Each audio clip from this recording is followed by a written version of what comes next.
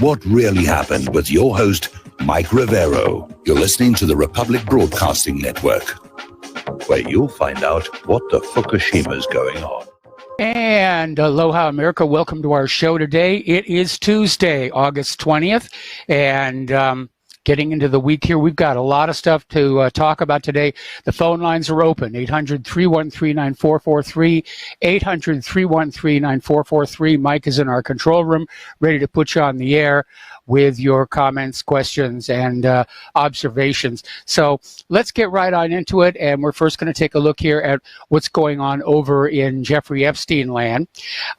Cyril Wecht is a very well-known pathologist. He has served as an expert witness in a lot of cases, and he has released a statement saying that it would be impossible for Jeff Epstein to have broken those bones in his neck, given the position we're told that Epstein used to strangle himself, which we're being told that he basically tied around his neck, then around the bed, then leaned forward on his knees, which I don't buy that anyway, because as soon as you lose consciousness, you're going to flop over on your side, the ligature's going to release, and you're going to wake up. So apparently it turns out that Epstein signed a new will just 2 days before his supposed death. And apparently one of Bill Gates' ex-advisors is one of the executors, which came as a bit of a shock here. So the whole story is just fishy as all get out here. Now, Prince Andrew is back in hot water. The Queen's angry at him, apparently after all the denials that were coming on out. Apparently, the Mail obtained a 2010 video showing Prince Andrew inside Jeff Epstein's New York home, waving goodbye to a young woman. And so that has definitely pardon me, raised the speculation that Andrew may be in trouble over this. So Attorney General Barr has now fired the prison's chief over this Epstein case.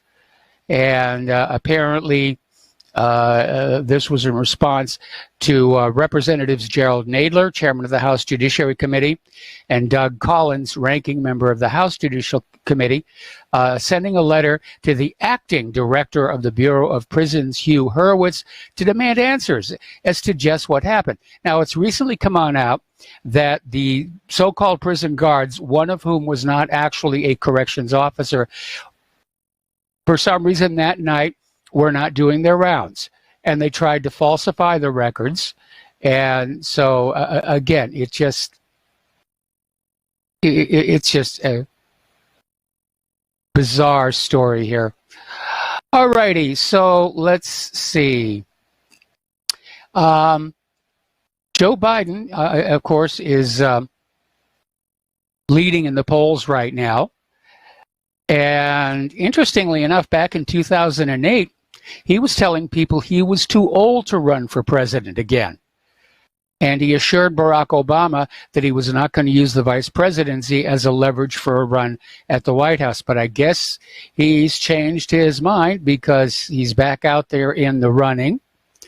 And even though he's made some gaffes, he seems to be doing very well in the polls. In fact, he just came on out with his first campaign ad against Donald Trump, describing the president as erratic, vicious, and bullying. So that's a little bit interesting there. Okay, so let's see. I'm trying a new way of organizing the talking points today. All righty. Tlaib and Omar are out there in the news. They're comparing Israel to 1972 apartheid South Africa. They're doubling down on the Israeli attacks, and basically they're still responding to the fact that they were not allowed to visit Israel. And Ilhan is now out there suggesting that the United States defund the Jewish state, which I'm sure a lot of people would agree with. It's not like they really need the money. They just want it. And Ilhan Omar has called Ben Shapiro a fool and hateful. So, okay. Apparently, there are now... Oh, we have a caller on the line. So let's go to the phones here. Chance in West Virginia. Aloha. Welcome to the show. What's on your mind? Hello, Mike. Well, it looks like they're wrapping up the whole Epstein ordeal. They found their scapegoat. They're probably going to... no mention of Clinton, which means Hillary will throw her hat in the ring soon. Be on the lookout for that. Yes. They might give a couple of lenient sentences to those two idiot guards who both fell asleep at the same time.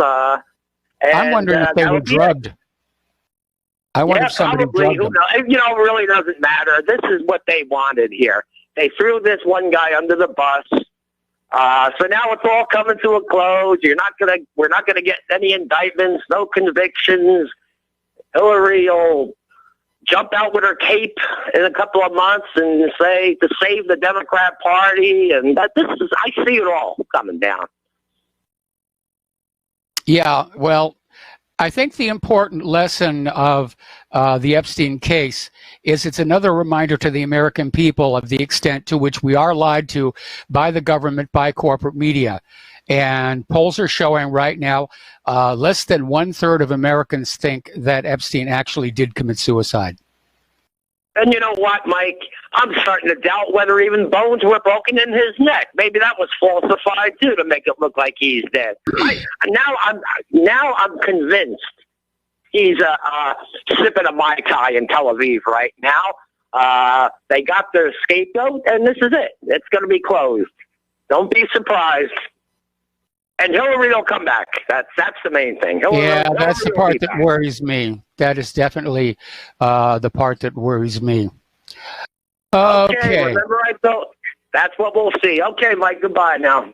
All right, thanks an awful lot here. And turning now to Syria, it looks like we may have a full-on shooting war between Syria and Turkey. And apparently Syria has launched airstrikes against Turkey's invading army convoy. Now, remember, the backstory to this is when Turkey was kind of on our side, they went in and they basically took control of a couple of cities near the border with the assurances that when it was all over that they would leave. Well, it's all over. They're not leaving. In fact, now they're saying they want to generate a buffer zone to protect Turkey from the Syrian Kurds. And the Syrian government is saying, no, don't you do that. So Turkey basically has started an incursion into Syria, and Syria is fighting back. So that looks like that could get very, very serious.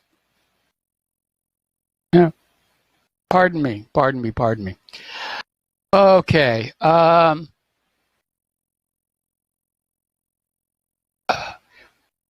Apparently, over at the Navy, they're having some problems.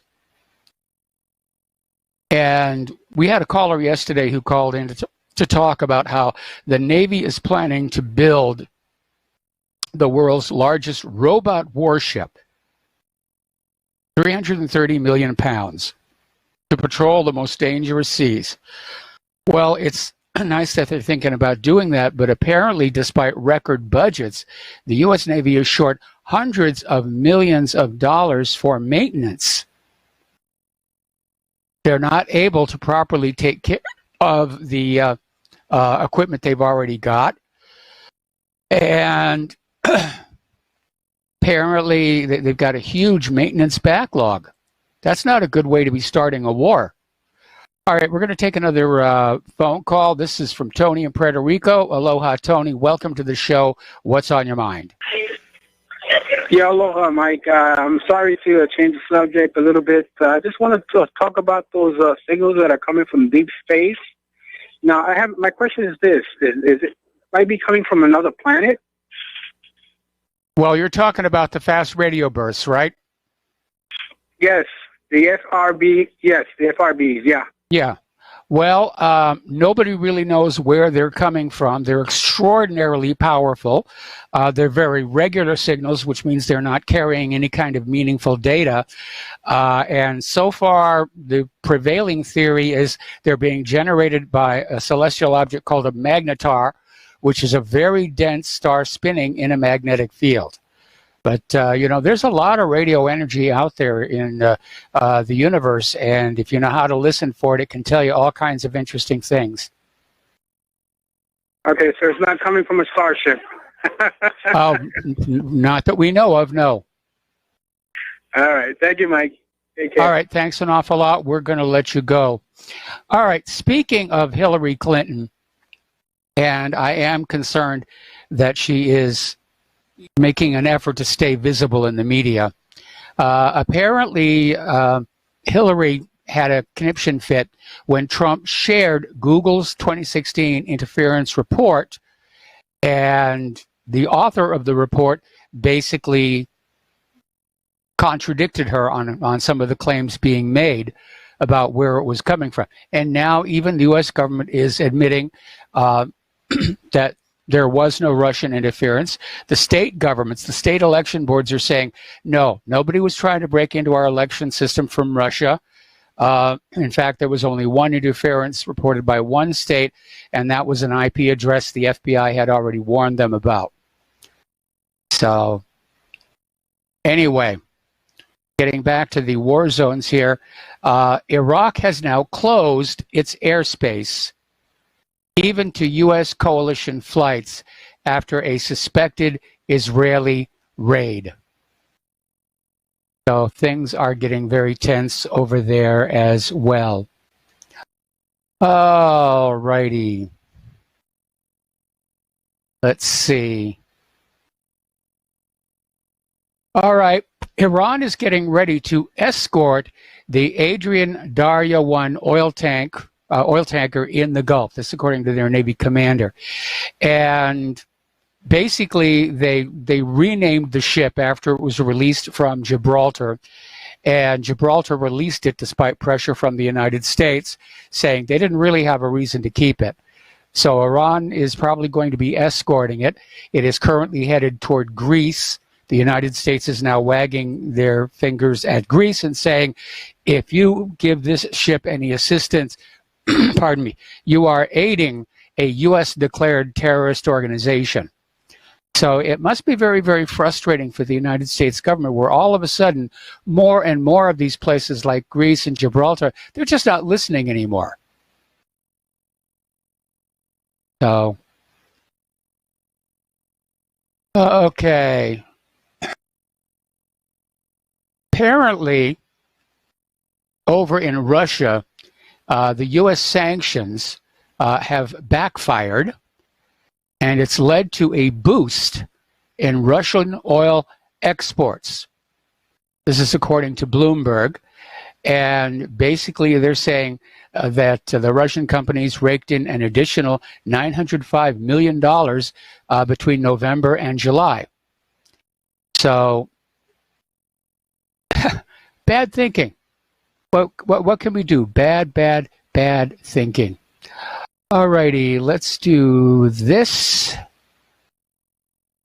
and slide down the page here. Bad day on the Dow, bad day on the stock market. Not as bad as some that we had last week, but definitely making a lot of people very, very nervous.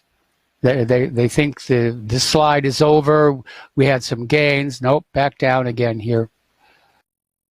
So anyway, okay. More than 40 people have been charged in federal court from the Mississippi ICE raid, but they did not charge any of the company officials. And this despite information in federal search warrant affidavits suggesting company officials knew their workers were undocumented rather. This was at a Mississippi chicken processing plant, and that's a Title 8 violation. And if you're not going to enforce the law, companies are going to go on hiring undocumented workers. So it's really not working. Okay, we got another caller on the line. Dustin in New Jersey. Aloha, Dustin. Welcome to the show. What's on your mind? Yeah, I was going to talk about Trump, but I'll skip Trump and talk about Syria with that, was it Tel Shakun area? Yes. From what I heard, Mike, there was no Turkish soldiers killed. These were like Islamists that were brought in to reinforce because they're kind of hurting, and their supply lines are getting cut short. And I know the Syrian bombed them. The Russians didn't bomb them, but most likely the Russians okayed the Syrians to bomb them because of Turkey. You know, Yes. Because there's a lot still going on with Turkey. You know, I think that Erdogan he's like stuck between like failing United States getting along, and he can't afford to get not along with Russia at this point. You know, and No, he can't. But Mike, he can't fail to get along with the Islamists either, because he's stuck between a rock and a hard place with them, because he supported them Yes. along with the British, you know, so he doesn't want them all trickling back in his country, but he's stuck with them kind of supporting him, but he's in bad shape, you know, like I don't know what he's going to do, but I mean, those guys can't go back into Turkey. So I'd say he should just they should all just kill them all. I mean, you're going to have to, because these are the diehard last remnants in Idlib, you know, and there's just they're not going to give up. You know, they're not dropping their weapons, because remember they all dropped their weapons. Yeah, I've lost count of how many times they've had a ceasefire that lasted, less than a week. Yeah, and Mike, and skipping over to Russia, what do you make of Macron basically now bringing Putin over to that, what is that castle on was that an island on the coast, and getting buddy along? You think Macron needs some love right now, yeah? Yeah, well, he's certainly not very popular among his own people, though, it's not being covered by the corporate media, but those yellow vest protests are still continuing. Yeah, I mean, and don't forget, Mike, when all the sanctions and stuff was put on Russia for all this bogus crap, the French farmers just had, they just had a nightmare. Their cheese, oh, yeah. Remember the cheese? Oh, I mean, stuff was rotting in the fields there. I remember they went into the French government buildings, and they were literally dumping rotted food and manure on the steps in protest. And I don't think France ever recovered, Mike. I don't think they did. I don't think anybody's recovered. The global economy got slammed, and it's still limping along. But they need Russia for their markets. The French was pretty big in Russia for the markets until remember with the Mistral ships Yes. and all that, and one thing I got to tell Putin, if he's listening, you can't trust Macron or any of these people. Now, I'm not talking about the French military, but it's these politics, because you know what's going to happen? I saw that Macron says he'll go to the May 9th celebration, but Yes. that's a long way away, and things can happen between now and then. I agree. And I just don't think he can trust I don't think the Russians can ever trust the British government ever. I mean, the British are dirty trickster, the government. Yes. I don't think they can ever trust them. And Mike, and what do you make of the United States, the missile tests of the intermediate range, and then they already had it going all along. This whole thing was a fraud with the Russia breaking the treaty and all that. All right, Dustin, I'm going to have to put you on hold. We got to take a break for commercials, and we'll be right back. Aloha, America. Welcome back to the show. And before we get back to Dustin here, I want to add a postscript to the Front Side Academy and training. I myself tend to be a pacifist. I don't like violence, except when I'm doing special effects in the movies, and then I want things to go bang. But the reality is, we're seeing a lot of violence come to the streets of America. We're seeing white people specifically being targeted. And I don't want to see people out there in the streets shooting at each other. But I think at this point, having a firearm and being trained to use it is a good idea. I mean, that was normal life when I was a kid. You got a gun at 12 years old. You were taught how to use it. That was just normal. We've sort of fallen away from that, and I think it's time that we got back to it. Anyway, Dustin, where were you? Yeah, I was talking. Well, I Trent went over to talking about how the United States tested the land-based intermediate range missile, and it came out so quick, though, didn't it? I mean, we already had. Yeah, they were good to go. They were good to go. They had that thing already built. And Mike, remember that satellite photo? It was either at Raytheon, right, or Lockheed Martin, where they showed the building was already being built. It was almost finished because they said the Russians violated with the 9M729 missile, which has a 500-kilometer limit, which is 380 miles or something like that, or under 400 or something like that. But it was all a fraud. Yes. We don't keep any treaties. We broke the treaty with the American Indians. We broke the other, what's the treaty? The anti-ballistic missile treaty under Bush. Yeah. I mean, and probably going to break the start. Man, I hope they don't break they're probably going to break that treaty because John Bolton don't like the treaties at all. So this he doesn't. It's a fraud. And now, did you see they're going to have the Space Command September 29th or something? Yes. I mean, why? What's the point? Why? I don't understand why they're putting all the money into this crap now when they get all this money already, and no talk of infrastructure still. Nothing. It's the military-industrial complex, and Eisenhower did warn us. It has become so politically powerful and financially powerful, it can basically skew the government to keep pouring more and more money into these weapons programs. And as we're seeing from that earlier article, they don't even have the money to take care of what they've already bought. They just want to go ahead and buy more. Yeah, did you see some of our ships? They're kind of rusting on the sides. I never seen them looking like that. And the British and the French ships don't look that great anymore. And, neither. But I'm like, Mike, you realize all these bridges that are rusting and railroads that are just not good shape, and they just don't. Like I said yesterday, they don't care about us. They just rather keep their own game going. And if a bridge collapses with people driving over, oh well. I mean, I think that sums it up, right? I mean, pretty much. All right, Mike. And there are a number of bridges and dams in the United States right now which have been deemed to be substandard and at risk. And Dustin's right; they're being ignored and neglected, just like those old Navy ships. The rushes to grab more money and give it to the defense contractors and build new robot warships and new intermediate range nuclear missiles and have all these really cool toys to play with until somebody makes a dumb mistake and kicks off World War III for real. Okay, we're going to start with John in Tennessee. And John, I'm going to have to take you through the commercial break. What's on your mind? Well, first of all, whoever Attorney General Barr fired from the Bureau of Prisons or whatever. Yes.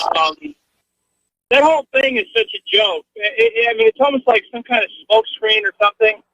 Heads will roll. Remember all the tough talk after he was dead? It's not the same as Hillary going to jail. It's not the same as Comey going to jail. But somehow these people that watch Fox News just laugh it up like, yeah. It's like, no. I mean, where's the real crimes are the things that everything happened in the Russian hoax, and I'm wondering if they'll even go back to it. Well, Jeffrey Epstein, I mean, just like Prince Anthony's already finding out, Epstein had the goods on everybody. He was running a massive blackmail operation. And if Epstein really has been killed, it runs the risk of his dead man switches being allowed out. And the big question now is, who has got Epstein's blackmail files? because they're going to be a power in the world. Right. Well, and that is quite a game that can be played. There's no doubt about that. But I'm just saying that them putting it out there that heads will roll. It's like we wanted heads to roll for the last 2 years over the Russian oath and all the billions of dollars wasted on that. And the bottom line is Hillary's not going to jail for uranium one. And I mean, go back to the death of the ambassador. I mean, all the crimes we've seen over the last decade. None of these people are being held to account. But we're all supposed to be satisfied. No, they're not. It's like that story we did about the ICE raid. They arrested all the illegal immigrants, but none of the company executives. John, stay on the line. We got to take another break for commercials. We'll be right back.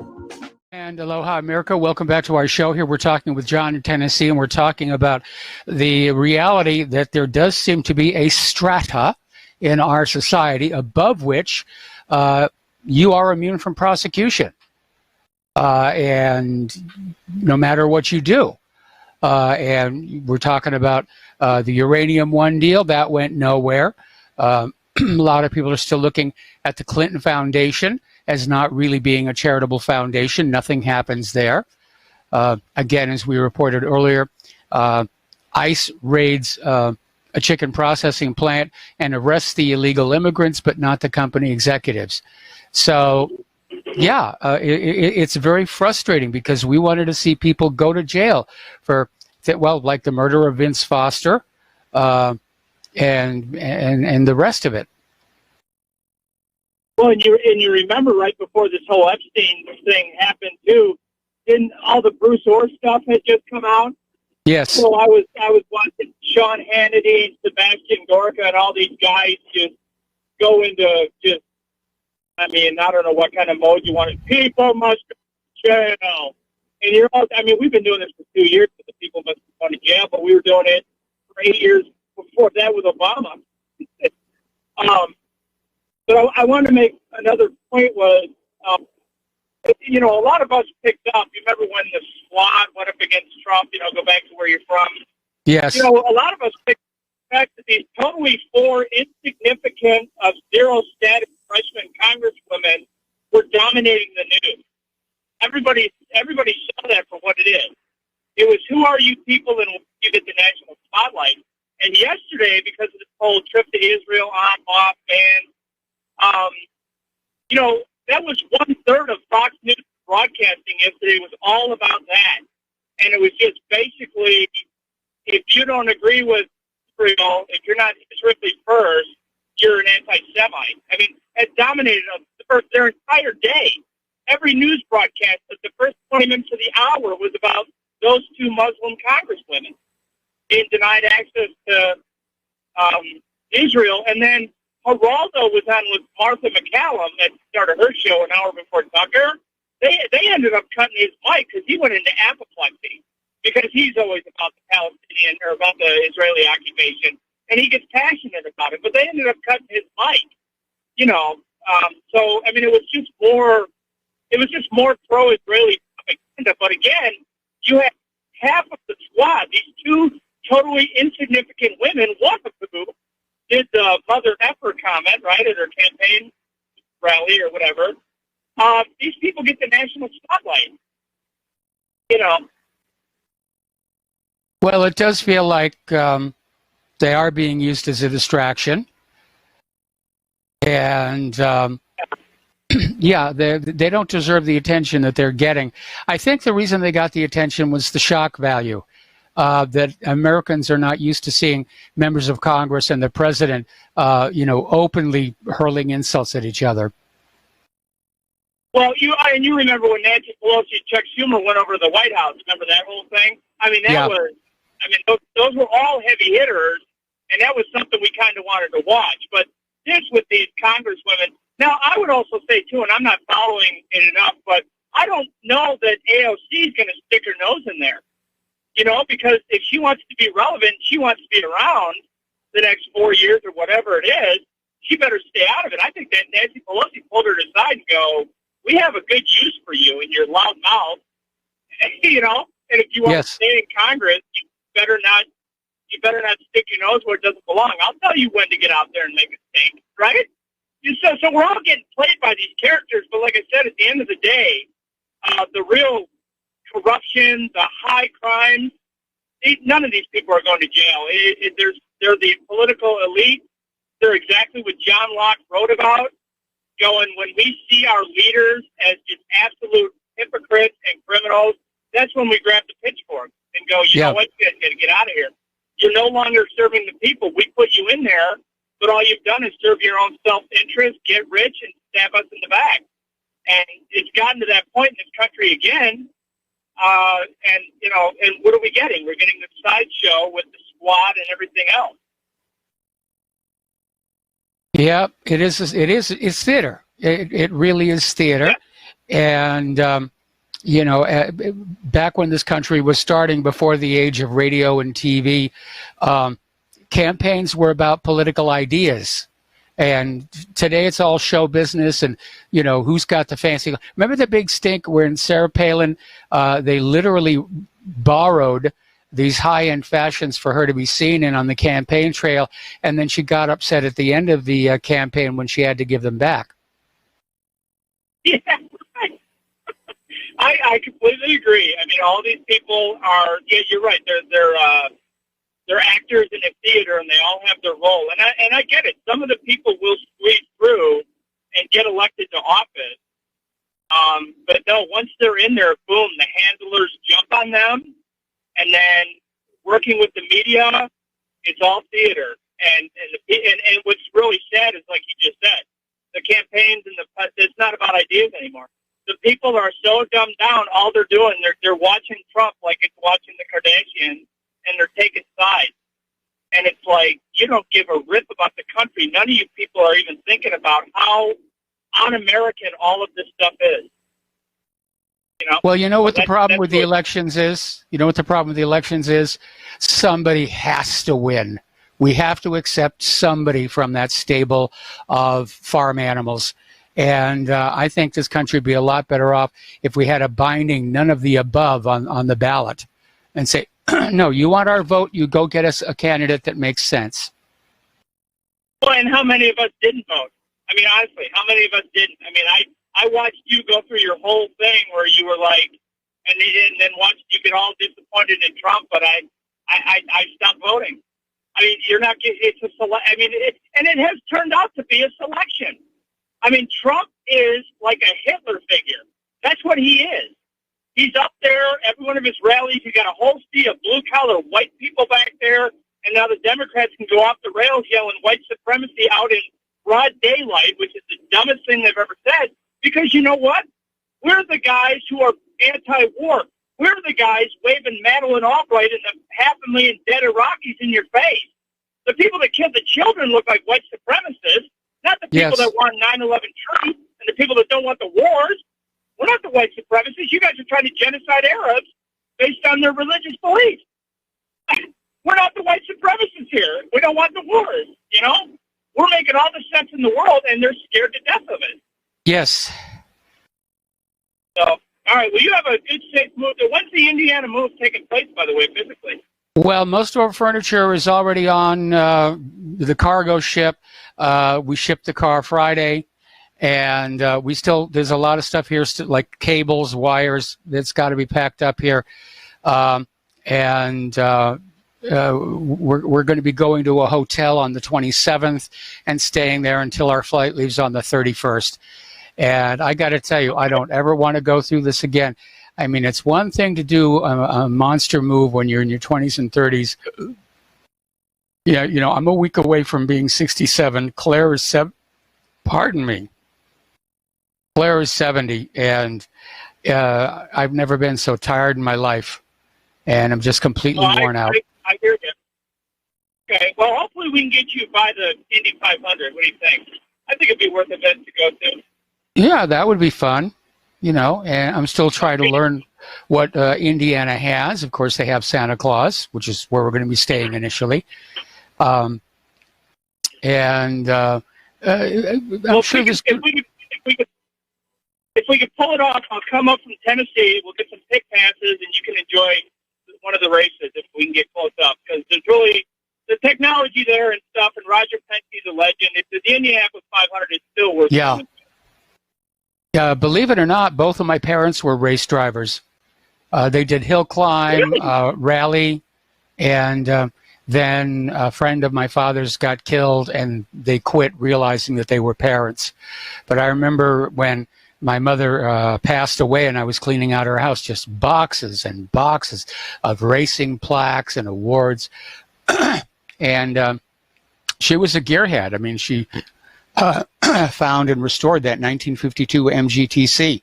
I helped her do it. She did the coach work and the upholstery, and I did the powertrain. We had a family member that actually grew up in Watkins Glen, New York. They used to run that race up and down the streets in that town. Yeah. And you'd be like, let's go get some ice cream. And then the car would go right to the ice cream store. Oh, that's a bad idea. Yep. You know, so, I mean, American racing, it's one of the things we got. And the Indy 500 never disappoints. It really doesn't. Well, we'll see. I mean, you know, right now, Claire, I just have to focus on getting the rest of our stuff shipped or thrown away or donated. And, you know, again, I've never been so exhausted in my life right now. Anyway, listen, John, thanks an awful lot for the phone call. We're going to let you go. We're going to get back here to the economic news. There's a big stink being raised over the farm subsidy program and the bailouts, and the fact that most of that money tends to go to rich people who don't really need it, but they've bought up a lot of farmland. They're not farming it, so they get the subsidies. And it's just another way of ripping off the government and the taxpayer. All righty. Apparently, the Federal Reserve wants to create a new payment system, and they're sort of talking about it off to the side in the middle of this new rate cut. But they're looking for a patch, is what they're doing. They can't make the economy work again, so they're looking for a patch, a Band-Aid. So, apparently, Americans' yearly spending on drugs now equals that of alcohol. And there's been a recent surge in oil and gas bankruptcies. There's a surge in bankruptcies in general.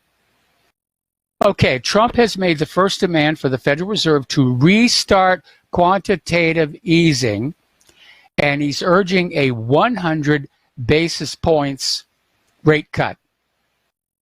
That's major surgery. Okay. And I already mentioned about the sanctions backfiring. So we're seeing higher bonds, higher stocks, higher precious metals. Well, not today, we didn't see higher stocks. And the central banks, they're thrashing around. Cashin warns if bond yields move lower again, stocks could resume down. Well, that may have been what happened today, because it did go down. Not a lot. But the reality is that most people are totally unprepared for the next recession. So we're hoping that we are going to get settled in to Indiana with our paid-for car before everything starts falling apart. All righty, let's see.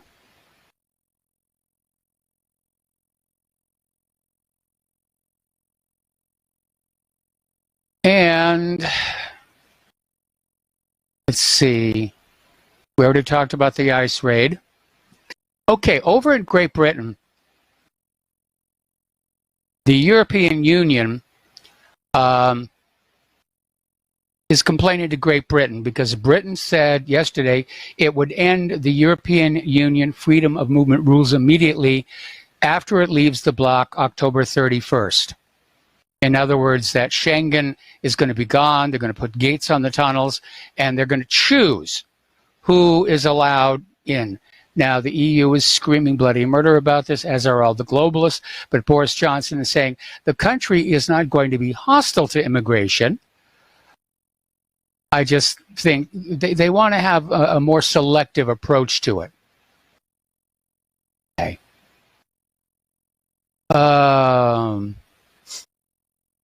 Article from the Ethan Allen's website, The Enemies of Our Civilization. And it's talking about the left, how it's the most dangerous ideological phenomenon in the history of mankind. It glorifies poverty, the total state, and mass death. Boy, that sounds familiar. I believe when we were still dealing with the Soviet Union, I think it was Andrei Malraux who said that socialism is not a doctrine, but a will to feel proletariat. So apparently, according to this article, the left wants to destroy our current Western civilization based on Christianity, traditional family, and the free market. And basically, yeah, they're aiming towards socialism. We've seen it for a long time. Commies out there here. All righty, let's see. Apparently, the global warming fanatics did not get the drought in India that they were predicting. Another little failure there. Now, here's an interesting little story, and it gets back to that article that we were talking about, the left wanting to destroy Western civilization. Apparently, the Chicago's Teachers Union sent some representatives down to Venezuela for a visit and a tour, and they came back singing the praises of socialism. And apparently now they're going on a propaganda tour to propagandize and sing the praises of Venezuelan socialism. Okay, apparently the Proud Boy members face up to 15 years behind bars after this Manhattan brawl with Antifa. Oh, my goodness here. Another article, this one is out of Investment Watch blog. The government is preparing to label anyone who disagrees with the mainstream narrative a terrorist. Now, call me old-fashioned, but to me a terrorist is somebody who commits an act of terror. They go out with a bomb, they blow it up. They take a car, they run into a crowd. They take an airplane, they crash into a building. To me, that's an act of terror. But apparently, the definition is being changed. And anybody who simply disagrees with the mainstream narrative, oh, you must be a terrorist. No. I may be contrary and irritating and obnoxious, but I'm not a terrorist. So, pardon me. Oh, and it's time for another break. We'll be right back after these few words. Aloha America, welcome back to our show here. And skipping on back to the economic news, because this just came across my iWatch. Apparently, Donald Trump is considering a cut to the payroll tax to try and ease concerns that we're going into a recession. But in the end, the problem with the economy is we're spending too much on war. And the Soviet Union made the same exact mistake. They spent themselves into the poorhouse. Alrighty, former U.S. Attorney Guy Lewis is predicting that the Justice Department Inspector General's report on alleged Foreign Intelligence Surveillance Act abuses will have multiple recommendations for prosecution. And apparently Lewis was being interviewed on Fox News yesterday. Said he used to work with the Inspector General Michael Horowitz, and we've been hearing that name, and he's expecting Horowitz's findings to make Special Counsel Robert Mueller's report on Russian interference look like a 6th grade book report. That is a... So, anyway, getting on back to the Dayton shooter, Connor Betts, it has come on out that, yes, indeed, he was on SSRI antidepressants at the time that he went on his killing rampage. So, he was also on some other drugs as well, like Xanax, alcohol, and cocaine. And so, yeah, that's kind of a real mess there. Okay. Let's see. Apparently, Amazon has come on out with a new packaging that cannot be recycled. And environmentalists are screaming that the use of plastic envelopes are a major step backward in the fight against pollution. Well, here is something weird.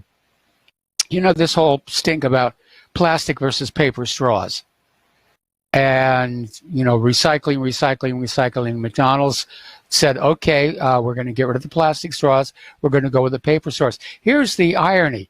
The plastic straws are, in fact, recyclable. The paper straws are not. They have to be burned. Ooh, carbon in the atmosphere, carbon in the atmosphere. The protests are still going on over in Hong Kong. Twitter has now shut down 200,000 Chinese accounts for what they say is spreading disinformation about the protests. So they're slamming the gate down on them. Apparently, 2 Hong Kong police officers have been arrested over the torture of a 62-year-old man at a hospital. Well, that's not good. Not good at all. There's the music. Time to take a break from station identification. We'll be right back. And aloha, America. Welcome back to our show, hour number 2. The phone lines are open, 800-313-9443. And so call on in and help us fill up the show here a little bit. Okay, so we're talking, well, we're kind of jumping around here. I keep hearing this phrase, influencer. And it took me a while to sort of pick up on the fact that apparently these are social media stars who have made it a business to go on out and do posts or carry out actions that will attract the public's attention and influence their points of view and their buying habits and so forth and so on. But apparently this one influencer has gotten into trouble for sharing photos of her motorcycle crash, which seems to include a product endorsement, but she's insisting the accident was not staged. Now, speaking of staged, yesterday we were talking about how, I think it was Alexandria, let's see. Just give me a second and I'll find it. I want to be correct here. And okay, it was at the In-N-Out Burger place.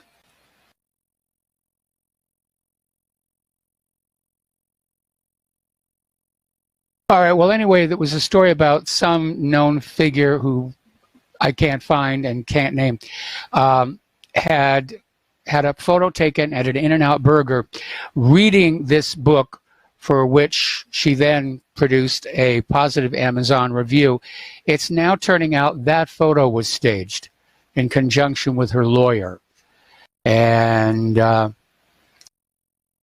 so a lot of fakery out there. Lot of fakery out there. Okay. So let me just try one more page. Like I said, I'm trying to develop a new system. Okay, this just locked up. All right, well, too bad. Oh, wait a minute.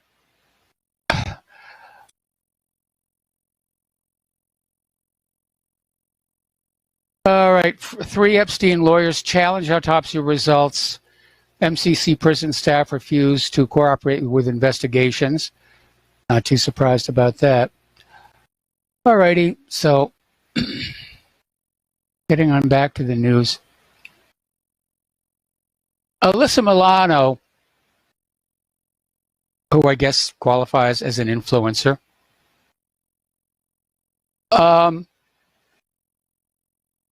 has had 2 abortions back in 1993, and she's out there saying she's very grateful that she had those because they have let her experience life's great joys like abortion advocacy. Okay, well, if that's what you think. All right.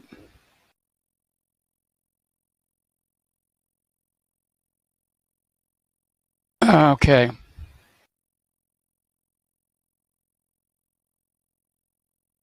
Up in Oregon, a 13-year-old girl with cancer has been ordered by the court to have surgery over the mother's objection. I think that's a dangerous precedent. I mean, if we knew that the medical establishment was absolutely perfect and the government never made any mistakes, we might say, yeah. But we know medicine makes lots of mistakes. In fact, medical mistakes are the third leading cause of death in this country after cancer and heart disease. And we know government makes mistakes. Look at Challenger.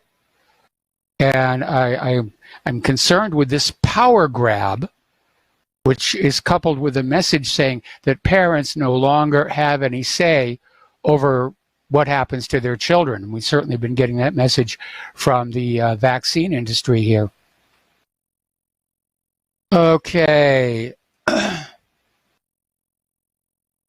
Apparently, over at the New York Times, they're doing a thread on American history. Dan McLaughlin is writing it, makes him look more desperate. Jim Garrity noticed that some important figures are missing from the New York Times 1619 project examining American history through the lens of slavery. Yeah, they're definitely trying to fan up some racial tension here. All right, we're going to take a phone call here from David in Iceland. Aloha, David. Welcome to the show. What's on your mind? Hello, Mike. Hello. I'm getting exhausted, just like you. I've been trying to keep up with the news. We've had quite a lot of tourists here in Iceland, especially today. We've had Angela Merkel from Germany. Okay. Yep. Okay. And we've had all the prime ministers of the Nordic countries. And they were all gearing up, almost they had a press media and no one was allowed to ask questions, only one questions per country. And it was just like watching something so staged and so prepared. And it was like, propaganda from I don't know where. Yeah. On last Sunday, it was all over the news that, especially in I don't know how far it went, that Iceland was melting. Iceland was what? Melting. Oh, melting. Yeah, because of the global warming. And it's all like just propaganda everywhere, Yes.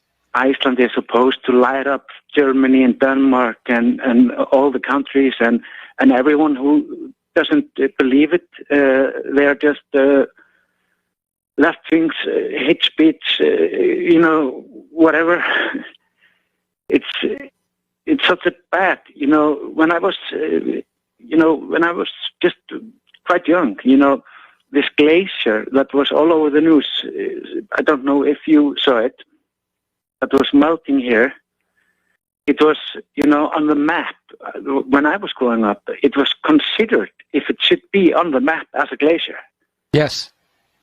And then when it went out, it was propagandized like Iceland is melting and big headlines, They went up with a plate, and it was like on a 9/11, when BBC pronounced Building 7 was falling. Yep. It was all, the plate was shown in photos, and it was hours before, the plate was, exposed or shown to the people and public and to the media. And it's just, I don't know what to make of this, and they were all making fun of Donald Trump. And I don't know, I don't understand, Donald Trump was considering buying Greenland, not building a Trump Tower, It's maybe he's making a practical joke, or I don't know. Well, I think Denmark certainly thinks that, because technically Greenland belongs to Denmark, and Denmark said it's not for sale. Yeah, and now on the news, it was all everyone was trying to be funny and everything, and now they are saying that Greenland wants to buy America. Well, I mean, if anybody wants to buy America, I'm sure there'll be a good price on it right now, because it's kind of run down. I think, sometimes it's like overload with fake news. And, yes. They were using this propaganda, because Iceland is melting and everyone needs to do something about global warming, and we don't have the energy to light up Europe. Sorry. Yes. Even if we would like to, it's not possible. So I just wanted to tell you this. Maybe someone can Google OK Glacier. It's the shortest name of a glacier in Iceland, and also the smallest one. So it's all propaganda. I think it's less than, it has been on the map, like less than 5 square miles for, and it's well, I think the issue about Iceland powering Europe is based on the idea of geothermal plants, because Iceland has a lot of volcanoes. And yes, we have, but yeah. It's not possible. We can't. It's almost like in the year 22, we are not. If we buy more electric cars, we cannot provide electricity. For our own country without people. So it's all fake news, and it's all propaganda and using this global warming hysteria. Oh, Mike, I understand why you're tired. Well, yeah, and it's not just doing the website and doing the radio show. It has been the accumulated fatigue from this move. I hope and old age. It's old age. I hope your listeners will cheer you up by sending you some money, Every little bit would help. It really would. Yeah, I think, Yeah. Anyway, David, then, getting on back to Iceland. The media, they wanted to ask Merkel about Deutsche Bank and everything, and it was all shut down. It's all staged. What's the most important question? When Dow is going down, Nikkei, everywhere, everything except gold and silver is going, down. Yep. And Deutsche Bank is on the brink of collapsing, Oh, my God. It's crazy. It is. Okay. Thank you, Mike. Thank you for the phone call. David, we're going to switch over to Doc in Illinois. Aloha, Doc. Welcome to the show.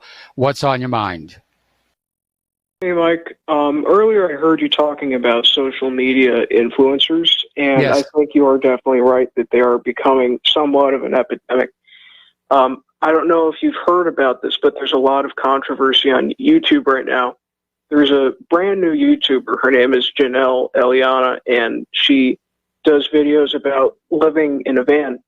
And it was really strange because within the first week that she started making videos, her first one got 7 million, her next one got 14 million, and it kept just getting higher and higher from there. Yes. And it's really strange because in her videos, you'll notice that she'll have very perfect shots of logos like Chase Bank, 7-Eleven, and then other various products that she has in her van that she's giving a tour of. And also, there was another YouTuber named Philip DeFranco who suddenly, without any notice, started promoting her as well. And it's just very strange. And everyone's saying that YouTube is now doing artificial growth in certain channels to make them bigger without having to do all the work to get there. Yeah. And and Susan Wojcicki, the CEO of YouTube, is getting a lot of backlash for that too. Yeah, I mean, those numbers sound very, very suspicious. And, again, it sounds to me like what the influencers are doing is primarily product placement. And probably, either the influencers or YouTube are getting paid for that by the manufacturers of those products. Yeah, definitely. It's just artificial growth is the new thing on YouTube, and everyone's like kind of, I guess, revolting in a way against YouTube, and they have yet to comment on it at all, but they keep claiming that it's just that they're making such good videos, 14 million views. But I think YouTube, from today forward, I think it's really just going downhill. Yeah, I think so too. I mean, they're over exploiting their own platform. At the same time, they're alienating a lot of their content creators with all this censorship, so now it's nonstop commercials being shoved at you by YouTube. I mean, that's the only reason to have those kind of numbers is so these videos show up, in the most popular, and people would tend to look at them because they're at the top of that list. Yeah, definitely. And I don't know if you noticed, but it used to be when you watched a video, they'd show you one advertisement. Yeah. And they like to claim that, we don't have any more advertisers anymore. And now they have to show you two advertisements when you start and then finish a video as well. Yeah. No, they're getting greedy. They're overexploiting their own platform. And, I'm hearing good things about BitChute and some other up-and-coming video platforms, which after we're settled in Indiana, I do want to get back to making videos, for Claire's music and so forth. That's awesome. Yeah. All right, Michael, thank you for having me on the show. It was great to talk to you about that. All right, well, thank you very much. Here, the phone lines are open. 800, hang on, I got to peek at my cheat sheet here. 313-9443. On my big monitor, I have it on a piece of tape up by the screen here, so I've never memorized it. Getting on back to the news here. We already talked about Hong Kong. Apparently, Ilhan Omar is upset at Ben Shapiro, calling him a fool and hateful. Now, apparently, South Park animated real audio of the Democratic Socialist Convention, and it came out very funny. That's on the main page at whatreallyhappened.com. Okay. Out in Los Angeles, people are starting to get very restive, if you will, demanding that the city government do something about the homelessness problem, which is out of control. And coupled with that, of course, is the poo issue, which is all over the place. So we could reach a point where the homeless become targets. I'm not advising that. I'm not recommending that. But it almost seems at this point it's going to be inevitable. So now Lindsey Graham has weighed in on the Democratic threat to restructure the Supreme Court. Now, for those of you who are not paying attention, right now there are 9 justices on the Supreme Court, 8 associate justices and 1 chief justice. And the Constitution of the Supreme Court has changed throughout the years of our country's history. One time they had 8 judges. That didn't last very long because of all the tie votes that resulted. So they want to have an odd number. Right now, the court, of course, is leaning conservative, and the Democrats are very unhappy about that. So they literally came out with what sounded like a threat, telling the Supreme Court to vote nice, to vote liberal, implying that when the Democrats get control of Congress next year, they'll vote to add additional justices to the Supreme Court, all of whom are presumed will be liberal. So this is definitely an attack on one of our major institutions. All right, we're coming up here on another commercial break here. We've got 2 callers waiting on the line. We'll be right back. And aloha, America. Welcome back to our show here. We're going to go back to the phones to David in Allentown. Aloha, David. Welcome to the show. What's on your mind? Well, I was just looking at the website, and the first post was about the Chinese issue involving the Western Pacific, about its ability to strike our bases there. But there's something that I wanted to refresh people's minds over. Everybody remembers Ronald Reagan's idea of the Star Wars project, putting laser-killing satellites up in space, and that allegedly being shot down as a means of defense for our country. But what people do not recall or remember was a laser-mounted Boeing 747. It's already been through its test phases back in 2008. Yes. And it is a working platform. No, I remember seeing that being worked on out at Seattle. That has the capacity to knock down any inbound intercontinental ballistic missiles, either leaving China or even entering U.S. airspace, depending on what their trajectory is. And I'm not for leaving any stone unturned. The military or our politicians look for excuses to further their so-called military, maintain their military superiority, or look for more wars or keep involved in wars. Everybody's getting rich over it. They maintain their reason for existing. So I'm not the least bit concerned about China's ability to strike us. What I'm concerned about is whether or not our Air Force will knock those targets down, knowing that they have the technology to do so.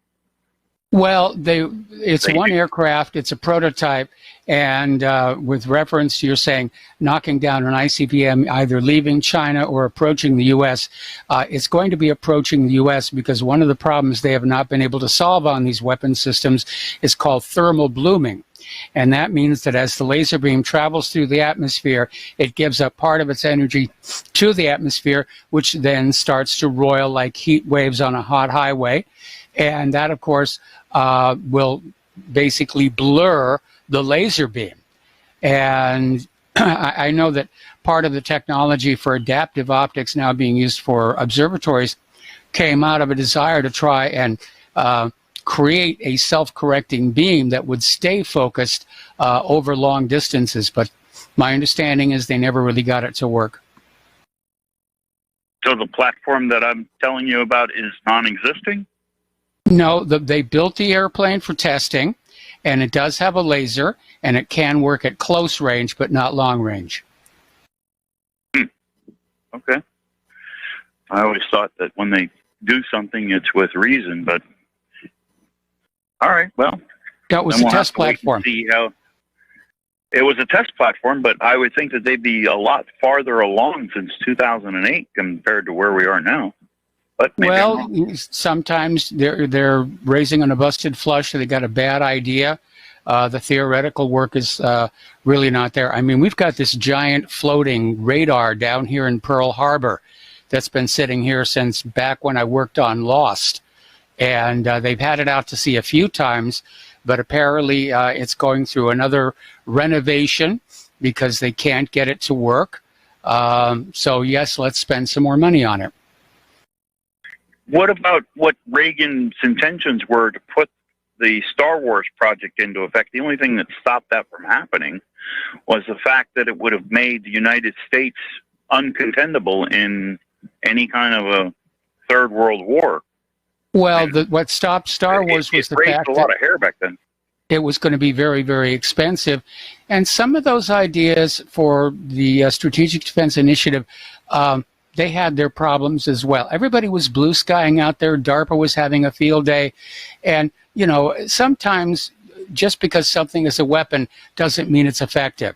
The United States government has spent a huge amount of money on weapon systems that really don't work. So you have to just keep that in mind. All right. Thank you for taking my call. All right. We're going to switch over to Tom in Florida. Tom, what's on your mind? Yeah, good day to you, Michael. Michael, I got a few things I want to discuss with you and with your audience also. What I want to talk about, number one, is this. Trump had a tweet out today. I believe I don't know if you got a chance to see it. Maybe you'll see it later on. About over 85% of the Jewish vote in this country goes for the Democrats. Yes. He's asking why are they voting in these large numbers for Democrats when they've been screwing them. And when you talk about the gun issue here in this country, every Jew in Israel, every Jewish Israeli walks around with an Uzi if they want. They don't have gun walls over there for the Jewish citizen. But over here, these Jews that aren't in our Congress and all that, they're trying to grab our guns as quick as they can. And that really perplexes me because Trump keeps basically saying, hey, I'm trying to help the Jews out, and they're screwing me with the vote. So this guy's not getting their vote. 85% is massive, even if it's, I don't know how many Jews vote in this country, about maybe how many millions, but it can be detrimental to Trump. And okay, Tom, I got to put you on hold. Got to take another commercial break. We'll be right back. Just pick it up where you left off. Yeah, Michael, I don't know if you got a chance to see the two blonde bimbos saying that California, they can't stand anywhere in California cities because of the homelessness. Where were these broads years ago when this invasion was happening? All these tent cities in Anaheim and LA and all that. Where were they then? How come nobody was speaking up then? Well, I think some people were speaking up, but then the problem wasn't as painfully obvious as it is today. I mean, there's always been homelessness in Los Angeles. There's Skid Row, drug needles on the ground. But it was a small problem. Today, it's everywhere, and people are starting to get angry. Well, Michael, let me ask you, going back to the Jewish vote, why do you think 85% of them vote Democrat? Can you answer that? I'm going to take a wild guess here. That it's mostly because the Democrats are the ones leading the charge to send more goodies to Israel. I don't know if I buy that, but yeah, I guess you'd be halfway right on that, but I think it goes way beyond that. Michael, I called your show a while back, and I told you about most of the guys who went and fought in World War II, their bloodline. Well, you never hear that. Well, you only hear about the Holocaust, but you don't hear about any American men, soldiers got slaughtered over in World War II in that theater. Slaughtered. By their own people. Yeah. Was it good or evil? Absolutely. But, all you hear from the left, without the internet, we never heard that. For who was controlling the media for years, we know who was controlling it, but I don't want to get into that too heavy, but even today, it's just absurd that, I mean, you're going for a group of people who want to grab all your guns. It's never going to happen. Never going to happen. There's, from what I found out, there's 48 million double-barrel shotguns in the United States right now in the population of the United States hands. Yes. 48 million. A lot of shotguns. You have an assault weapon. A lot of shotguns, exactly. Go back for over 150 years. So you got this idiot Biden, so I'll just go buy a shotgun and we'll saw it out. You can have it yourself. Well, you don't need an AR-15. I mean, this guy Biden, that's another joke. And I hear Dustin all the time. And man, does he want Biden or that Elizabeth Warren over Trump? Go vote for him. But I told Dustin, your vote's not going to count in New Jersey. You're just a waste of time. Absolute waste of time. Now, if you had a political movement over there, like an independent movement or something, yeah, I could see that. But you got two-party system? It's crazy over in New Jersey. That's all it's crazy, Michael. Crazy. Yes, it is. So, you got the worst of two evils, I suppose. Yeah, that's what we deal with every election. We have to pick the lesser of several evils, which is still evil, and it's a stupid way to run a country. And as I said earlier in the program, I think things would be much improved if we had a binding none of the above on our ballots, because then the political parties would have to actually come up with people that we like to vote for. Well, Michael, and I agree with you on that. And like I told you, you know what, Michael, one thing I will say that you're 100% correct is, until, you know what, Michael, nobody's been arrested for the Russia collusion crap. Mueller spent $38 million. What has been resolved? Not one person other than, what's the Manafort and some other guy went to jail, Flynn. But nobody for the deep state has gone to jail. Hillary's walking around laughing all the time. Her in a luxury place in Harlem, wherever the hell they live in New York. I mean, absurdity. Not one person. The FBI Comey should be arrested. Everybody knows that. People ain't stupid. This guy Comey should be arrested. His wife was a big Democratic donor. Nothing's happening to Comey or the FBI. But Michael, think about this. It's $38 million for what? What was it spent for? What? A dog and pony show. It was spent for a grand production to convince the American people that something was being done, even though nothing was being done. I mean, the Democrats really thought they were going to find something and take it into the 2020 campaign. But as so many people have pointed out, I mean, James Comey himself sat there on TV and went down this laundry list of felony Title 18 violations committed by Hillary Clinton, and then said, well, we're not recommending prosecution because she didn't mean to do wrong, even though intent is explicitly not needed under Title 18. Absolutely, Michael. I mean, this whole thing was, like you said, a dog and pony show. Mueller looked like he looked 10 times worse than Biden as far as like he has dementia. I mean, unbelievable what I was watching that day. And then nobody's been arrested. But here, I mean, it's off the chain what's going on with our media. You got that Rachel Madcow, and these people are praying for a recession to take the president down of the United States. They're going to crush that guy, Bill Mayer, whatever that's not even his real name. Yeah. All these people have phony names. What's going on? Who are these schmucks? I mean, we're run by a bunch of schmucks. And it's not. Well, it's very alarming that they're actually wanting the American people to have to go through a recession just so they can score points against Donald Trump. That's how desperate they are to get him. They couldn't get him with Russiagate. They haven't been able to get him with the immigration issue. So all they've got left, is they can wreck the economy and say it's Donald Trump's fault. But Donald Trump did not create this economy. It was created for him. Well, Michael, I want to clear Dustin up on something he said about 3 weeks ago. He told me that Florida's not a sanctuary state. Every city in the state of Florida is not there's no sanctuary in any city in this state. I saw it on the news, and I saw DeSantis. And also, they had a parade down here where I'm at, and they rounded up 60 of them. Okay? So, yeah, it's not much, but it's better than nothing. I mean, 60 is nothing, and a drop in the bucket. We'll agree on that. But it's something. And, Michael, until I see Trump literally take the FBI and say, you are start to arrest all these mayors, all these politicians are trying to say they're sanctuary cities, I don't believe in anything in this government, basically. Until I see him on Fox News or CNN or whatever news station saying any mayor that's promoting this is going to be arrested. I don't know. Now, how's the governor of Florida, DeSantis? He said there's no sanctuary anywhere in the state. And if that's state law, and I guess it's federal law, why isn't the Fed saying we're going to implement the same thing as the state of Florida, nationwide? Why? Well, they really should. But again, getting back to that story we covered this morning at that Mississippi chicken processing plant, 40 arrests of illegal immigrants, not one company executive, even though these executives knew they had hired undocumented workers. Now, hiring an undocumented worker, that's a Title VIII violation.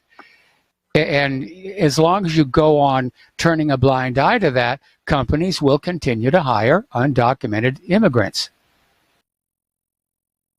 I agree with you, Michael, until the federal government does their job by the laws on the books and starts arresting these people for what they're doing, breaking the law, the people in these meat packing factories, and the people are coming here working illegally. I don't believe anything. It's all a conspiracy. And it's all about the vote. V-O-T-E. Yep. Bottom line. Sheer numbers. Now, no, the Democrats are counting. The Democrats are counting on the illegal immigrant vote to put them over the top next year.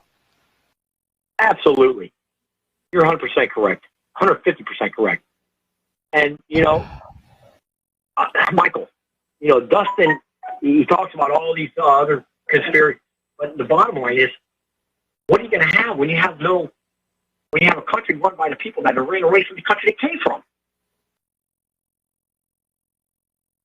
Yeah. You understand? Yep. Okay. So, we totally agree. Until I see Trump literally telling his ICE fed or whatever to go start arresting these people in power. They have commissioners or mayors or whatever. When I see them being arrested and see it on the news, I'm not going to believe anything. The law can be broken. It's been broken by Hillary. It's been broken by Bill. Here you got Bill Clinton going on. And Michael, one more thing, and I'll let you go. I know you got other callers. One thing really bothers me, and I wish somebody really investigate this, like an in-depth investigation, was Romney was running for president in 2012, Michael. And they had that picture of Obama, Maxine Waters, Farrakhan, and there was a guy who was willing to sell the pictures of Romney's campaign. They didn't buy it. 3 weeks before the election? Why? Why wasn't those pictures bought off? What's the reason? Somebody made a bad call. I mean, they used Carter's grandkid to go against Romney when he said something about the 49% of people never still vote for me. But in the meantime, this guy's coming to Romney's campaign and saying, hey, look, we got a picture of Obama and Maxine and what's the other guy's name? I can't remember. There's like 6 people in this picture with Farrakhan. Could you imagine if the Jewish media would have saw that? And it was pumped out through all the major networks, especially Fox News even. It was the Fox News pumping that picture out every hour on the hour. If they had to put that picture out every hour on the hour, it would have changed the electorate that election day. Yeah, it probably would have. And Romney wouldn't pay $1 million. It was whatever the guy wanted. I think it was maybe $1,700,000, whatever. He wouldn't buy those pictures. It was a bad call on his part. He probably thought he was winning. He didn't need them. Oh, okay. Yeah. Yeah, there you go. The Mormon. These are not always very smart people who run for political office. This idea that they represent the best and brightest, it sounded good on the front of Halberstam's book. But the reality is, look at your ordinary civil servants down at the DMV, and realize that's the kind of people that get attracted to government. Well, Michael, I got to say one more thing as far as Anaheim. Anaheim is where Disneyland is, right? Everybody wants dreams all over the world, back in the 70s and 80s, 60s, 70s, and 80s and 90s. Oh, I got to go to Disney. I'm not talking about Disney World. I'm talking about Disneyland Anaheim. Yes. I remember when I went there. I remember I went there in 1982. My brother took me there because my brother lived in Costa Mesa. He took me there. It was a beautiful place. It was in the Rose, Pasadena. It was all beautiful. Yes. I went there in 2011, Michael, and I thought, where in the hell am I? I couldn't believe it. It happened that quickly. And I'm in shock what's happened as far as California goes, especially the southern part of it. Well, the other part of it, of course, is that the Disney family no longer owns Disneyland. And I remember the last time that Claire and I tried to go, and we didn't even get inside because they had this gigantic line in front of a security station, and they had these guys in uniforms just going through all the backpacks and purses and everything. And I turned to Claire and I said, this has killed the entire spirit of why we go to Disneyland for me. And we turned around, went back to our car, and we left.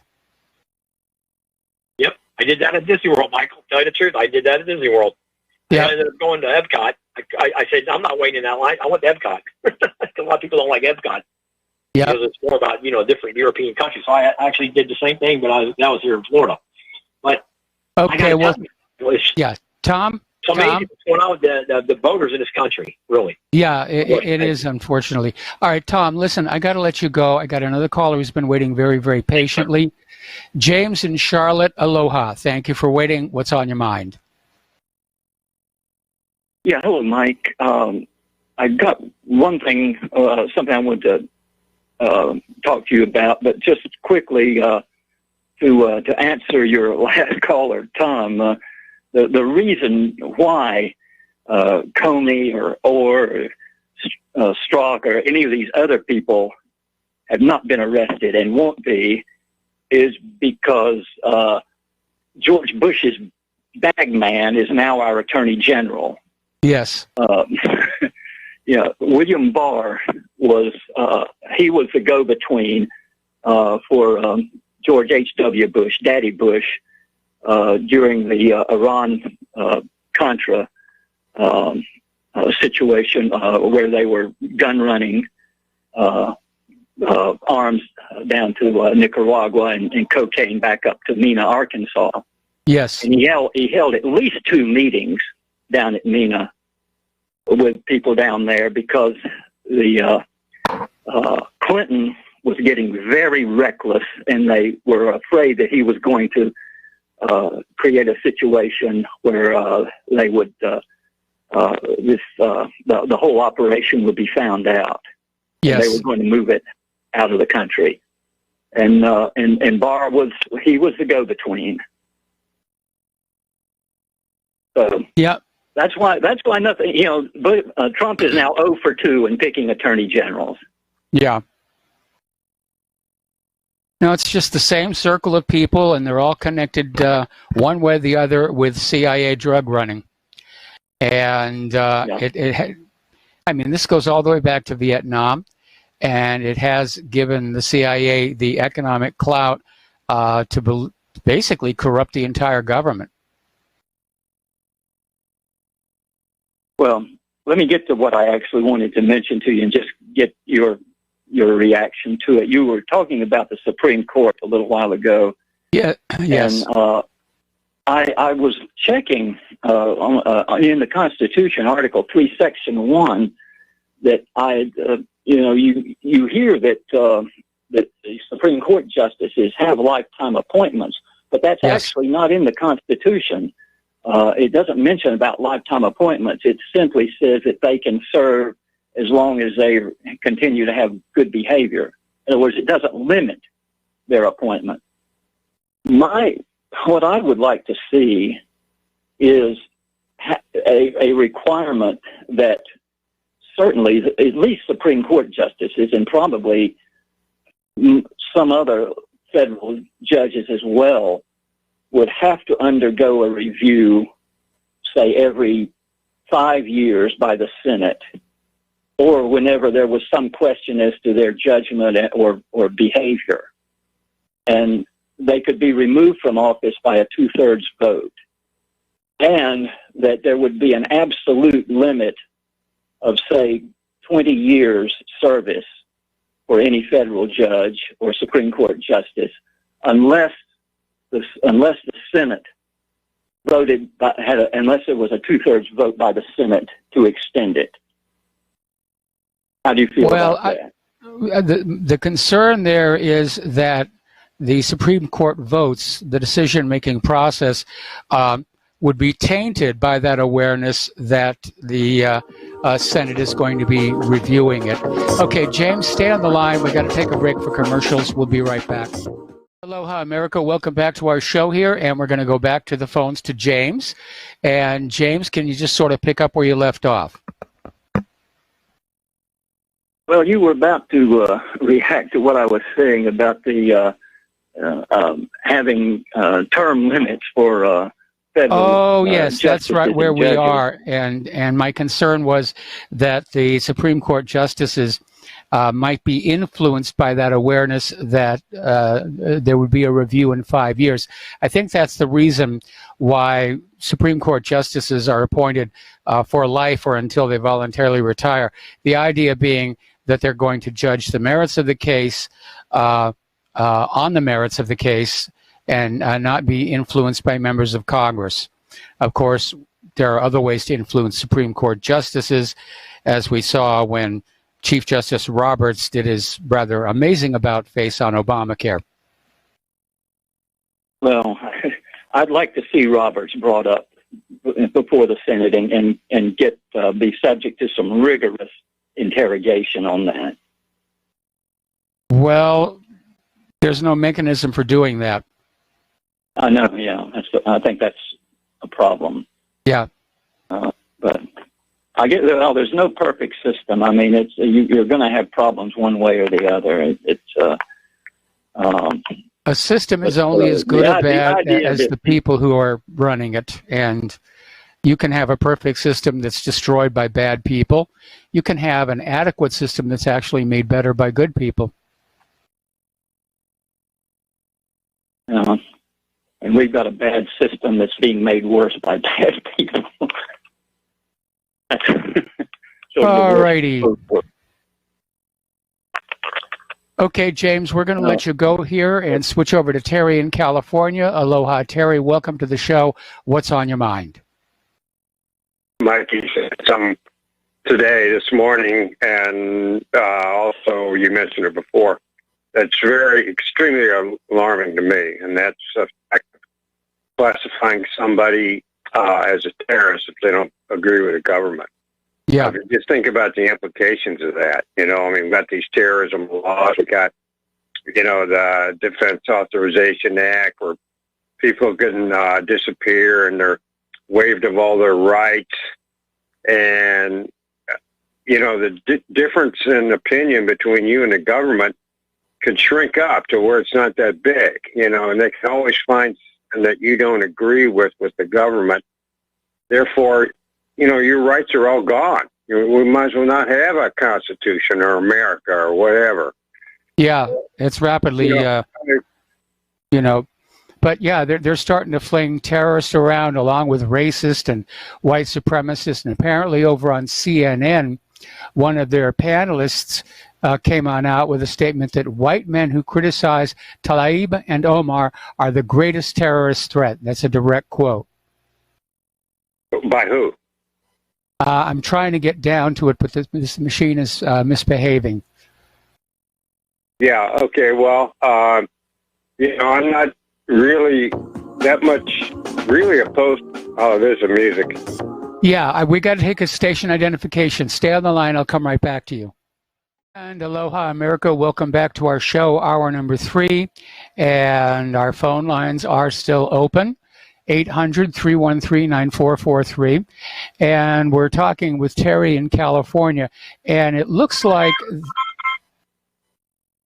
Hello? Hello, Mike. Go ahead. Okay, I heard a weird sound. Anyway, the CNN political commentator who went off and said that any white people who dared to criticize Representatives Rashida Tlaib and Ilhan Omar were white men who think like you are the greatest terrorist threat in the country. That was Angela Rye. Okay, well, I happen to be in the minority. I agree with a lot of things they're saying about AIPAC and Israel and all that sort of thing. And the latest thing I saw was maybe we should take some of this aid we're giving to Israel and attach it to their behavior. And if they got this radical rogue behavior, then maybe we shouldn't pay them as much as we do. And to me, that makes sense. I'm in agreement. Yeah. Mike, I just want to ask one question, then I'm gone. Assume the Democrats get control of this country, they're in power, and they got all the votes and all that stuff. What is their end game? I mean, what's their vision for America? I don't get Their vision for America appears to be a leftist vision, a socialist vision, a communist vision, and with all the illegal immigrants that are going to be flooding into the country, they, unfortunately, I predict, will have a lock on the Congress and the White House for the foreseeable future. So, in other words, the country is going to be destroyed. Certainly the GOP is going to be relegated to the back row. But, I mean, our daily life will be ruined. I mean, we don't have anything we have now. I mean, you're just giving the whole country away to to, the lowest common denominator. I don't. That's why true. It blows my mind to see what they want to do to America. I mean, didn't they value our country when they grew up, and to throw it away just for power? I mean, what good's the power going to do them after they destroy the country? Well, I imagine they're still going to have the military power, and they're still going to have intense regulations over our lives. I mean, look at the direction it's going now. Mandatory vaccines, mandatory surgery. Their dream is total control. And again, it goes back to that liberal philosophy that human beings can be made happy if you totally control their lives. And that's all based on Margaret Mead, which was an intellectual hoax. In the meantime, the economy is going to be a casualty, and we're all going to be in a third world country. Yeah, we're heading there. We're clearly heading there. With all the poo in the streets of San Francisco and Los Angeles, I'd say we're definitely there. Okay, Mike, appreciate your time. We'll talk to you next time. All right, thanks, Terry. We're going to let you go. Speaking of illegal immigrants, apparently detained illegal aliens have mounted a lawsuit against the U.S. government over the conditions they're being kept in, and apparently they're suing for more free medical care. So talk about arrogant here. Somebody has filled their heads with this idea that this country is full of all kinds of free stuff if they can just get past that border. Now, this is my definition of dumb. Apparently, a 19-year-old was arrested after allegedly threatening to shoot up an abortion clinic on iFunny. And he's saying it was just a joke, but the police are taking it very, very seriously. All righty. Apparently, Planned Parenthood is getting ready to withdraw from a federal funding program because of an abortion gag rule. Apparently, they don't want to have to stop talking about abortions and how wonderful they are, so they're going to go without the money. They're making enough money selling baby parts anyway. Now, here's a weird story, and it's coming out of station gossip, but it's making the claim that U.S. combat veteran and Army National Guard member Katie Williams has been disqualified from the Miss America pageant for being conservative and supporting Trump. So let's see if there's any more details here. And apparently Miss Nevada, Katie Williams, was disqualified Sunday for being too political. And she was apparently told last weekend to remove content from her Facebook page. Katie is pro-America and against Antifa. So apparently they just stripped her of her title for being too conservative. Yeah, we're sliding into dictatorship. You don't go along with the flow. You don't go along with the mainstream liberal flow. Bad things will happen to you.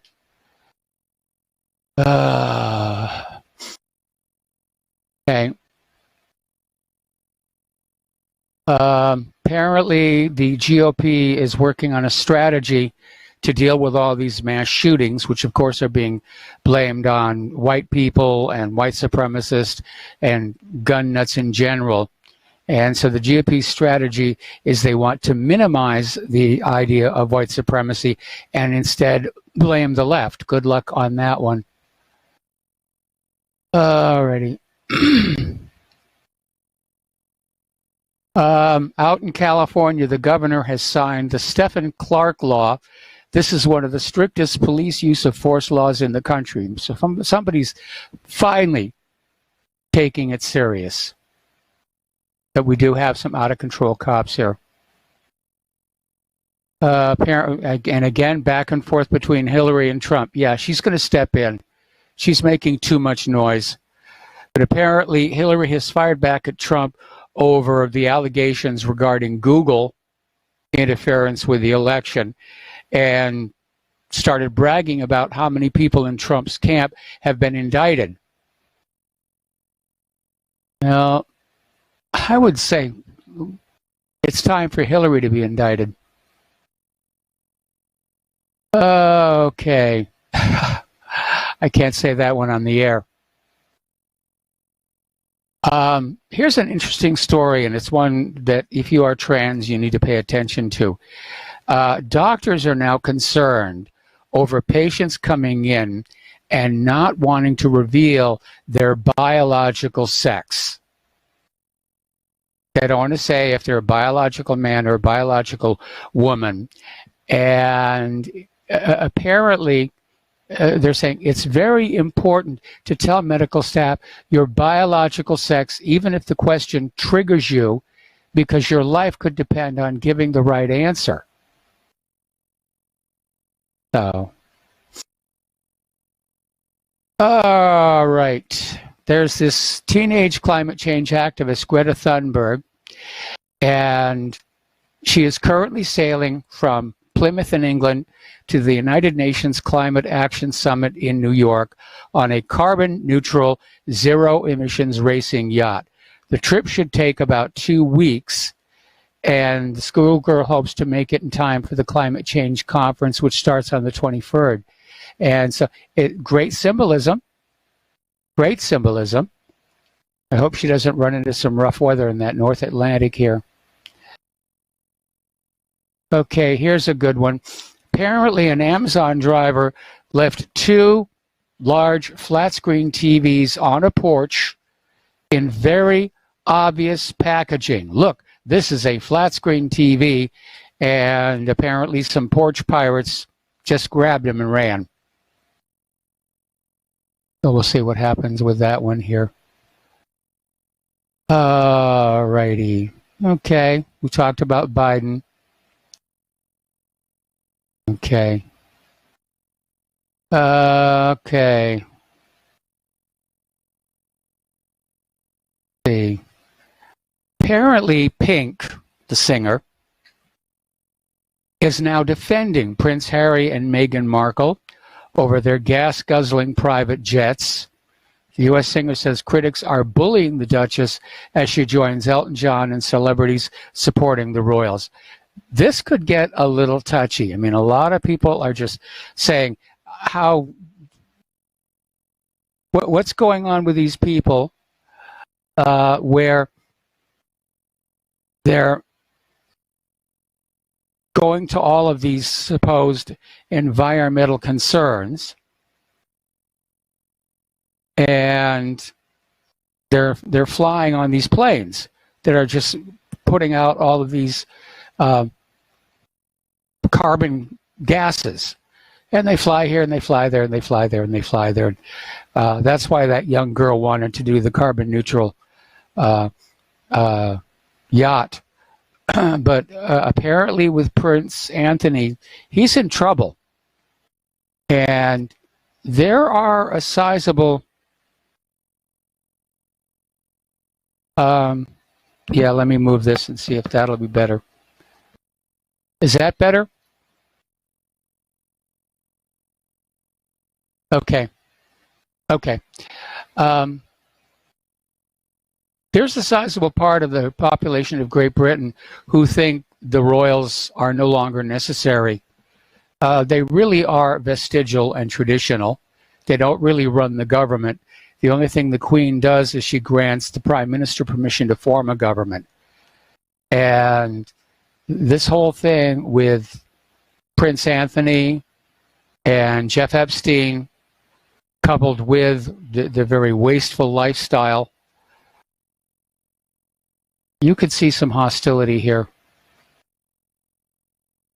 Over in Pennsylvania, parents are angry. Apparently, Papa John's has a contract to provide pizza to the area schools. Not exactly the healthiest diet here. Alrighty. Now, you've all heard the phrase conspiracy theory. And it's presented as a way of dismissing views that don't conform to the official story. A lot of people don't know where that came from. Conspiracy theory was actually invented by the CIA in the aftermath of the John F. Kennedy assassination. So, but we've proven so many conspiracy theories. I think they burned it out. It doesn't work anymore. Just a conspiracy theory. Well, been a lot of conspiracies proven. Elizabeth Warren has apparently finally apologized for her Native American claims. Says, I am sorry for the harm that I have caused. Okay, apparently Amazon, attempting to boost its image as a place to work, has enlisted an army of fulfillment center employees to write positive comments about what it's like to work in its warehouses on social media. And they're called FC ambassadors. The Amazon claims that real people are behind the accounts. However, a lot of people say there's something fishy, that the scripting is robotic, and that this may be machines to defend Amazon's reputation. Okay.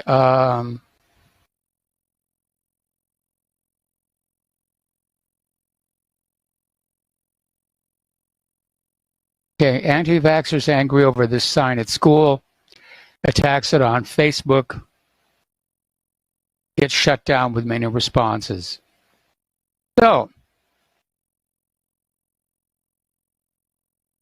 basically it was a sign, no shots, no records, no school. Children will not be enrolled unless an immunization record is presented and is up to date. Pardon me for the hiccups. So getting on back to Hong Kong, the demonstrations, which now appear to be an open confrontation with the People's Republic of China, have a global impact. What are the forces behind this movement? Who provides the funds and who stands to benefit? Now, the increasingly violent demonstrations in Hong Kong are completely embraced and enthusiastically supported in the U.S. corporate media and all the imperialist political parties in the U.S. and Britain. And this should be a danger sign to everyone fighting for change and social progress. U.S. imperialism is never disinterested or neutral. Apparently, there's been testimony from back in the Clinton era. There we go. Apparently, there was a pedophile blackmail network all the way back then. And we know that's what Epstein was running. And making a lot of money. Okay. And able to control people. And again, I have to wonder about anybody who went to Epstein's Caribbean island or his New York mansion and indulged in that kind of behavior without realizing the place was wired for video and sound.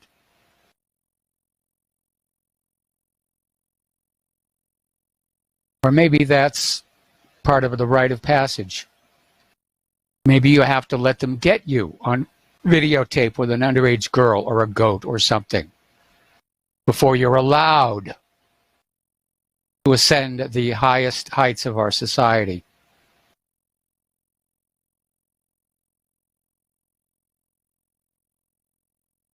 Okay. Everybody's still getting upset over those MAGA hat wearers. Apparently, there's this white feminist dad shouting obscenity at them, saying they're racist. And that's the latest thing. If you're wearing a MAGA hat, you must be a racist. I've never seen the political squabbling like this in my entire life here. Over in Palestine, Palestinian Authority has banned LGBTQ group from the West Bank, calling their activities harmful to the higher values and ideals. So now the LGBTQ people are going to be out there screaming for Israel to do something about that. But I'm in agreement with the Palestinian authorities. I think this LGBTQ, I mean, if they want to go off by themselves and have a party, that's fine. But trying to force themselves into the schools and libraries, I do see that as harmful to the kids. All right. Top official at major college resigns post after getting called out for tweet characterizing the GOP as party of the neo-Nazis and the KKK. The other day we had somebody who called on in talking about wokeness, apparently a new made-up word. Digital media is trying to purge it, and apparently far-left writers are out there saying, no, no, no, no, it's our word, we want it. We're going to change the language to newspeak. Okay.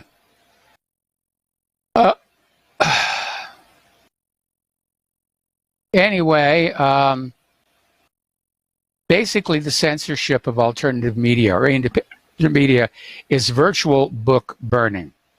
And we've been saying that for quite some time. That's exactly what it is. Burning the books with ideas that you don't want the public to be aware of. And that's what we've descended to. But it's not the GOP that's acting like the Nazis, it's the liberals. Because they're the ones out there book burning.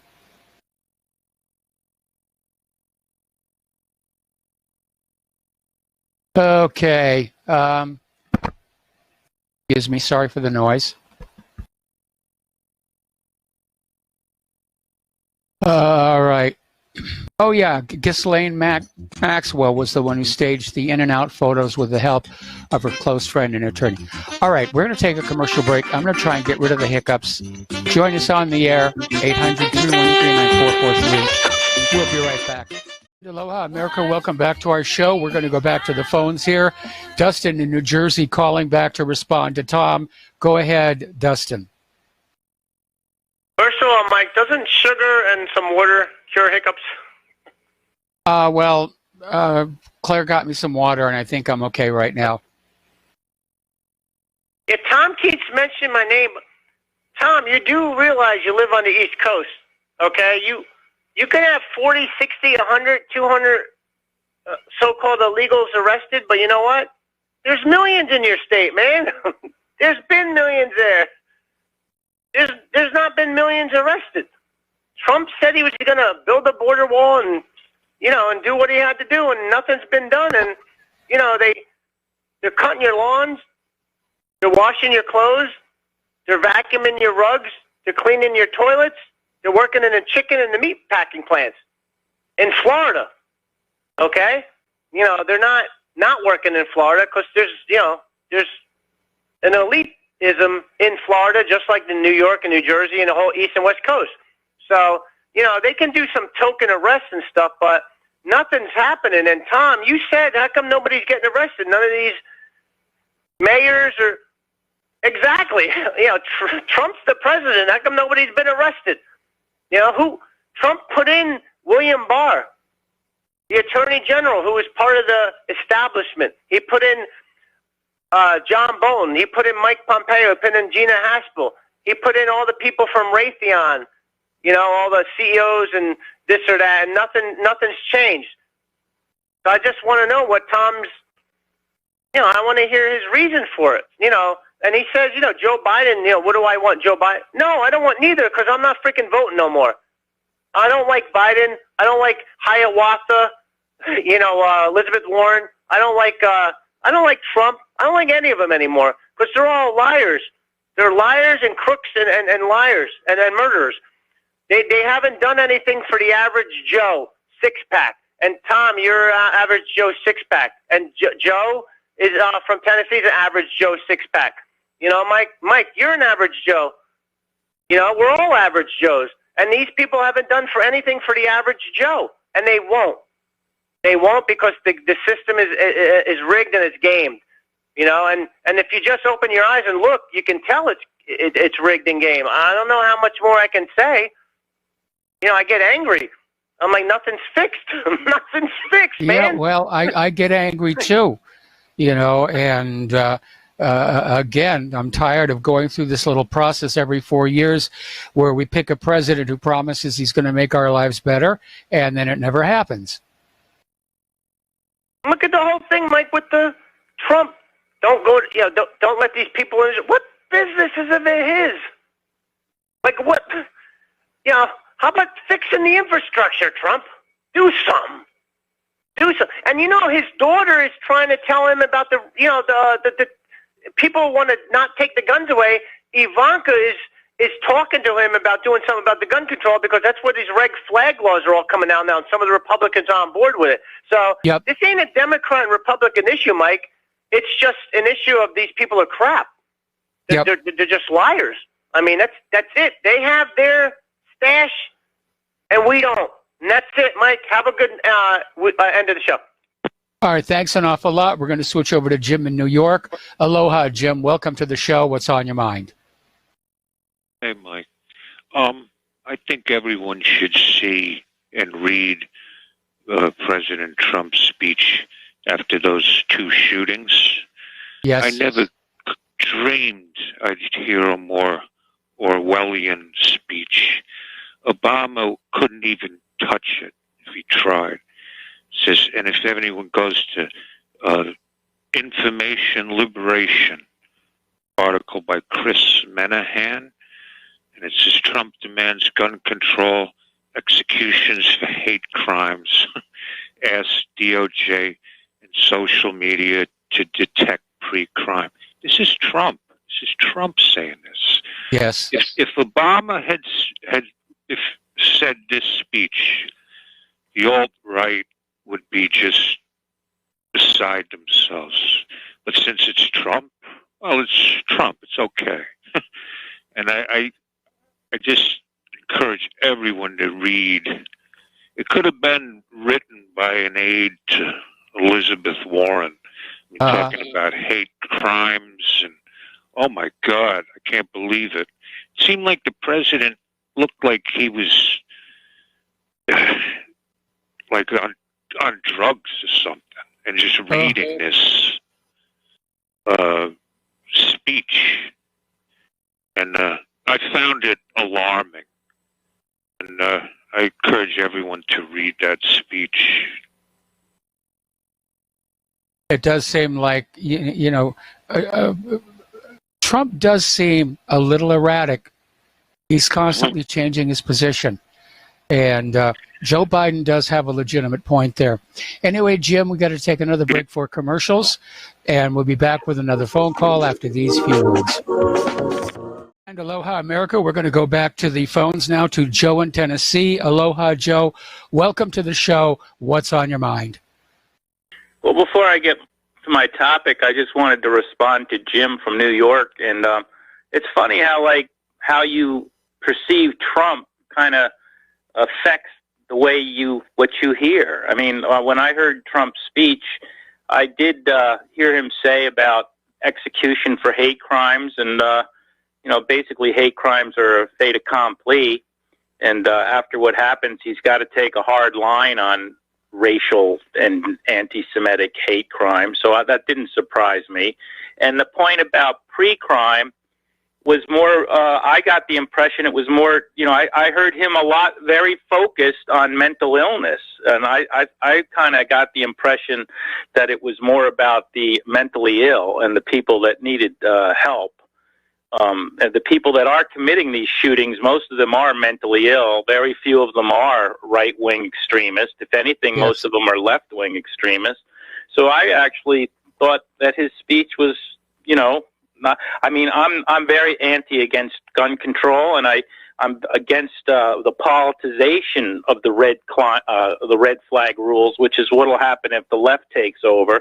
Yes. It'll be anybody that's a white nationalist won't have a gun. Yeah, but at the same time, I do think the mental illness is an important discussion, because there are a lot of mentally ill people. I mean, the same people that are crapping in the street, I really don't know if I want to see them carrying guns around.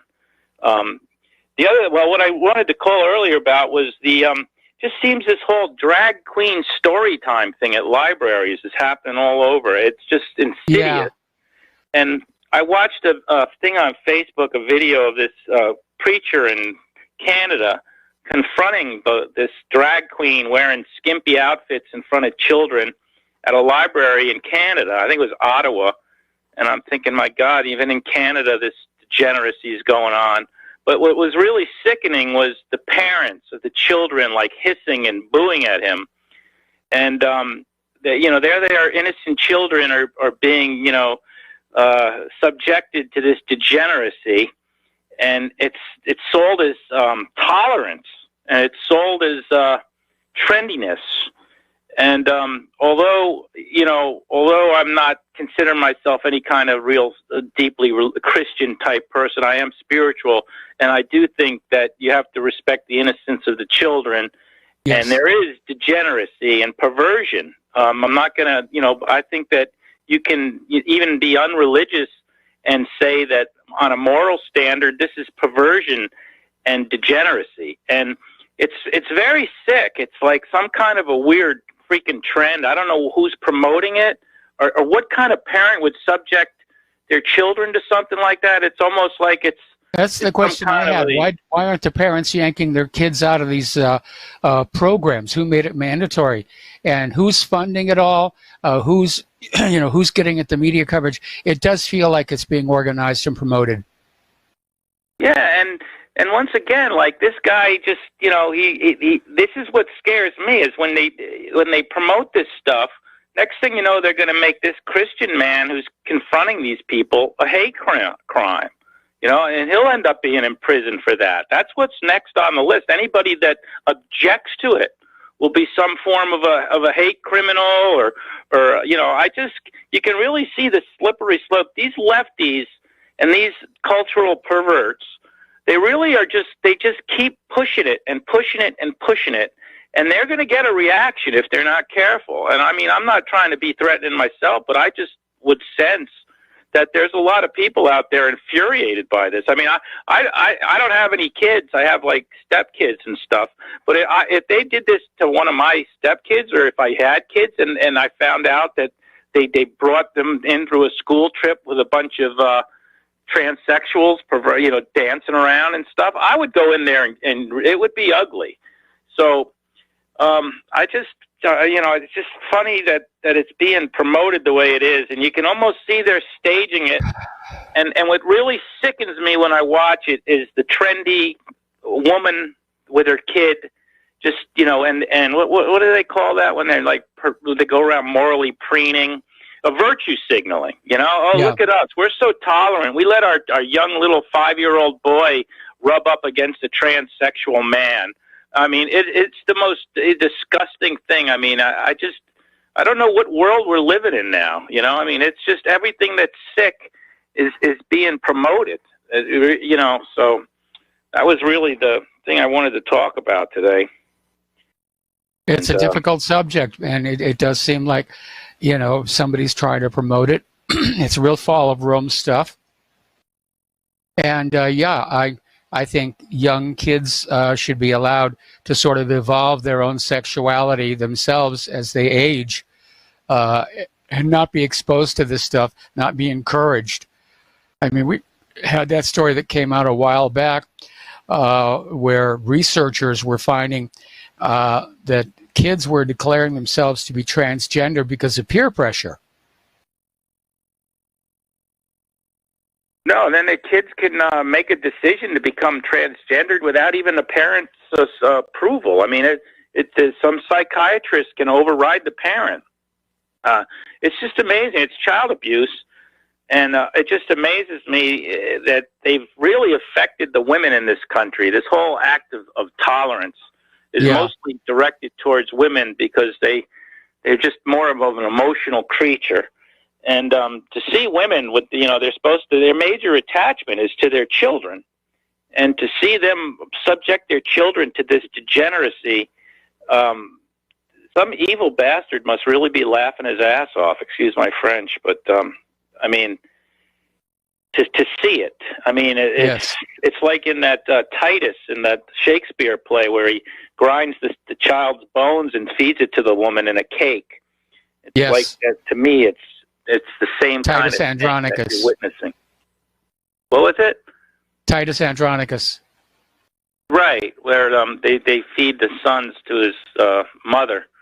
Yep. And it's like it's just so evil. I know, it's spiritually evil what's going on with this degeneracy. It's the attack on the children. I remember when I was growing up, and it was sex education in school was a big thing. They just started bringing that out. And some of the old timers would be like, "Hey, this is going to lead to like bad things," and people, "Oh, come on now, we just don't want the kids getting pregnant, and we want them, we want blah blah blah." And now look what they're doing now, condoms on bananas for 6-year-olds. So the old timers really were right about most of this stuff when it comes to the moral stuff. And it's really just it's a disgrace, and you kind of wonder how much longer a system that allows this can last. Are we going to fight a war with the Chinese, with a bunch of kids that have been raised on transsexuals dancing in libraries? Yeah. I guarantee you the Chinese don't allow that stuff. And that's maybe they deserve to rule the world. And I wanted one thing about the China thing. I read an interesting article about Hong Kong and how a lot of the people in Hong Kong are going to Taiwan. And China really is looking at developing Sichuan, which is like the province of Hong Kong, into the future financial banking system, banking center for that area. So there's a lot going on. I mean, I wonder how much of this is like playing out as part of a plan. And I always wonder, people talk about China taking over Taiwan, how easy that would be for China. I don't think it would be that easy for China. I think that the Taiwan Straits are, a couple hundred miles wide. Well, Taiwan it's not the has Taiwan submarines. Straits. It's the fact that the United States would basically come in on Taiwan's side. That's what's holding China at bay. But even if the Taiwanese were almost on their own, it would still be difficult to take that island. I mean, you got a big ocean there, and with the rockets today and missiles and airplanes and submarines, I don't know how you get a amphibious assault across that long of a ocean, basically. Or I don't think it'd be as easy. I hear people talk about Taiwan and the Chinese taking Taiwan, and I'm thinking, I don't know if it'd be that easy. I mean, and the other thing people don't talk about a lot is Japan.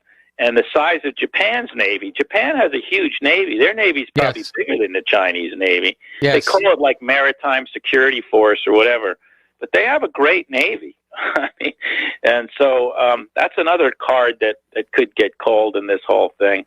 And it could be a real mess. And it's one of the reasons why Claire and I are glad we're getting off this island. Because if a shooting war gets going with Russia and or China, it seems almost inevitable this island will get hit, because it was right here where I'm sitting that America got dragged into World War II.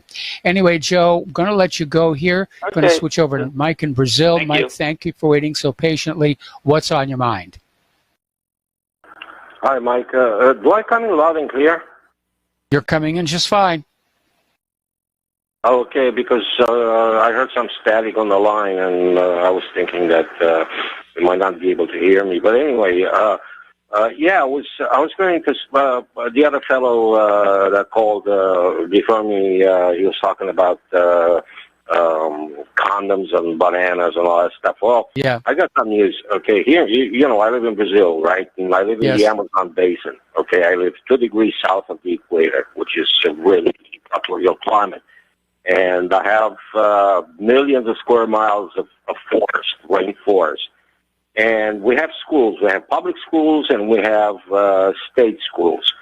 And what Bolsonaro's government did the past week, he passed, I believe, what it's called in our English terms, an executive order. Okay, Mike, you're starting to break up. Your call is starting to break up. Hello? Hello. Okay, you're back. Yeah. Okay. Okay. Okay. So I was talking about Bolsonaro. He passed the equivalent of an executive order, and he actually two people got arrested. One of them was a drag queen trying to imitate what happened in the United States with that drag queen parading in front of these kindergarten kids.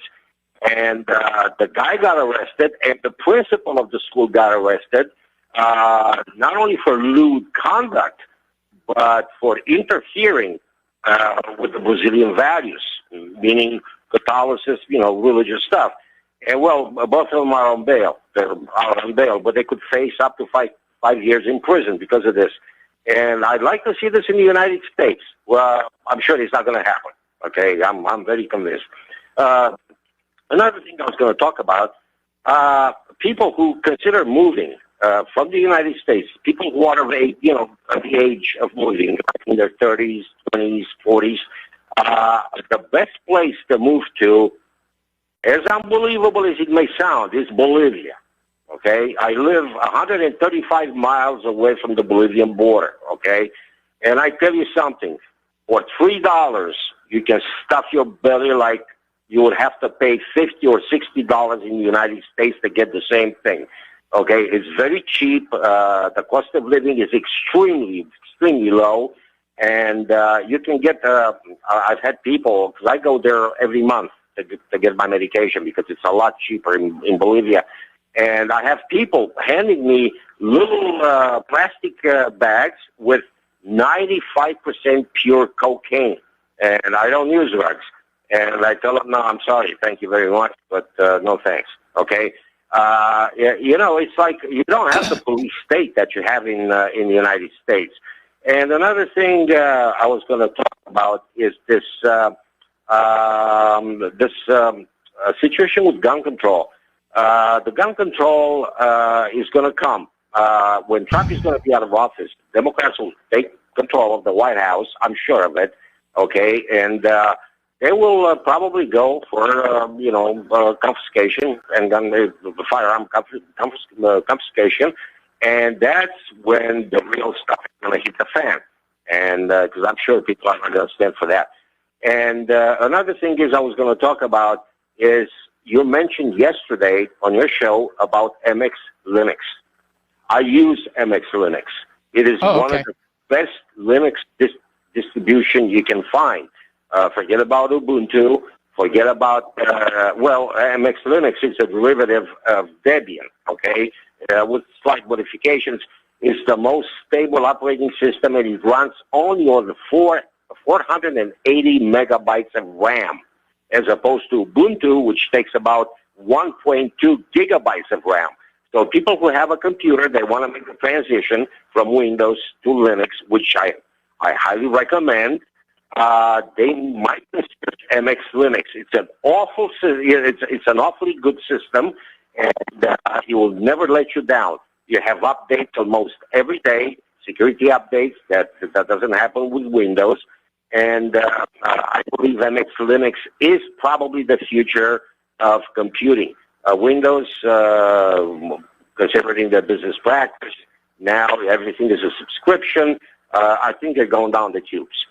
And I would agree with you. That was a bad model. I mean, I'm still nursing along my legacy perpetual license. It's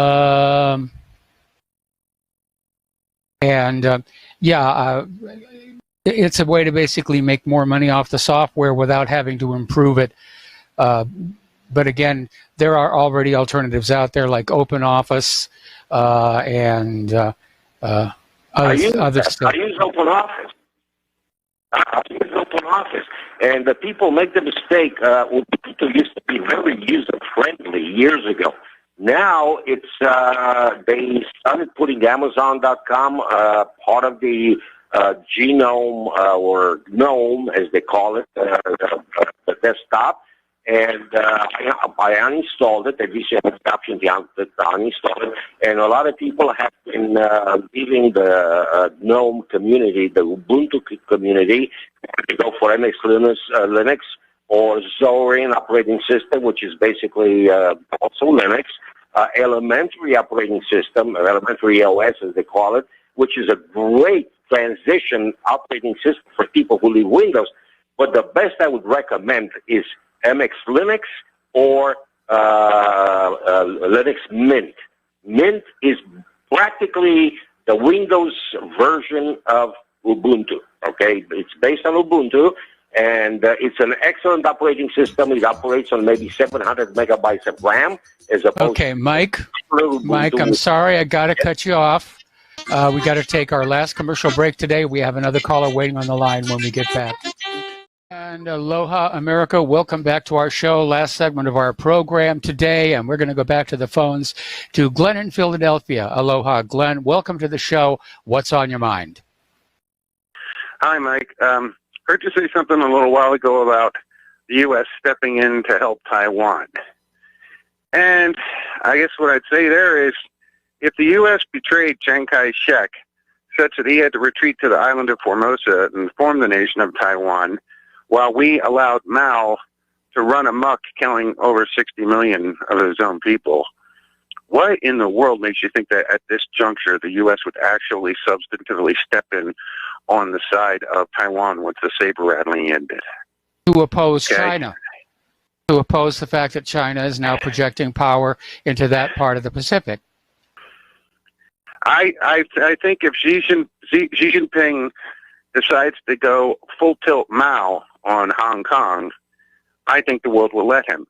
And then if he furthermore then tries to expand out, to Taiwan and then assert more power in the South China Sea, I really don't see anybody being willing to take the risk. There might be Sturm and Drang and crying and yelling and weeping, but I just don't think, I don't see us following through on behalf of that ally, because we have a dismal history of not following through for our ally. Well, we're going to have to agree to disagree on this, because I'm looking at the current geopolitical situation where the United States is spending all this money and building all these weapons in the name of containment, of containing China, of containing Russia, of containing these countries so they can't intrude into our areas of commerce. Right. Are you there? Yeah, I'm here. I'm hearing nothing. Well, and also early on in the show, that guy was calling in about that laser weapon 747. I mean, that was the theme of a movie called Real Genius back in the 80s. Yes. And that, like you said, that was a prototype. That was a Val Kilmer flick and everything. It was very amusing. Oh, it's one of my favorite movies. It's one of my favorite movies. Yeah, but the real Boeing, the laser wasn't in the belly, the bomb bay. It was a modified 747. And that hump right behind the flight deck? That's where they had the laser. Yeah.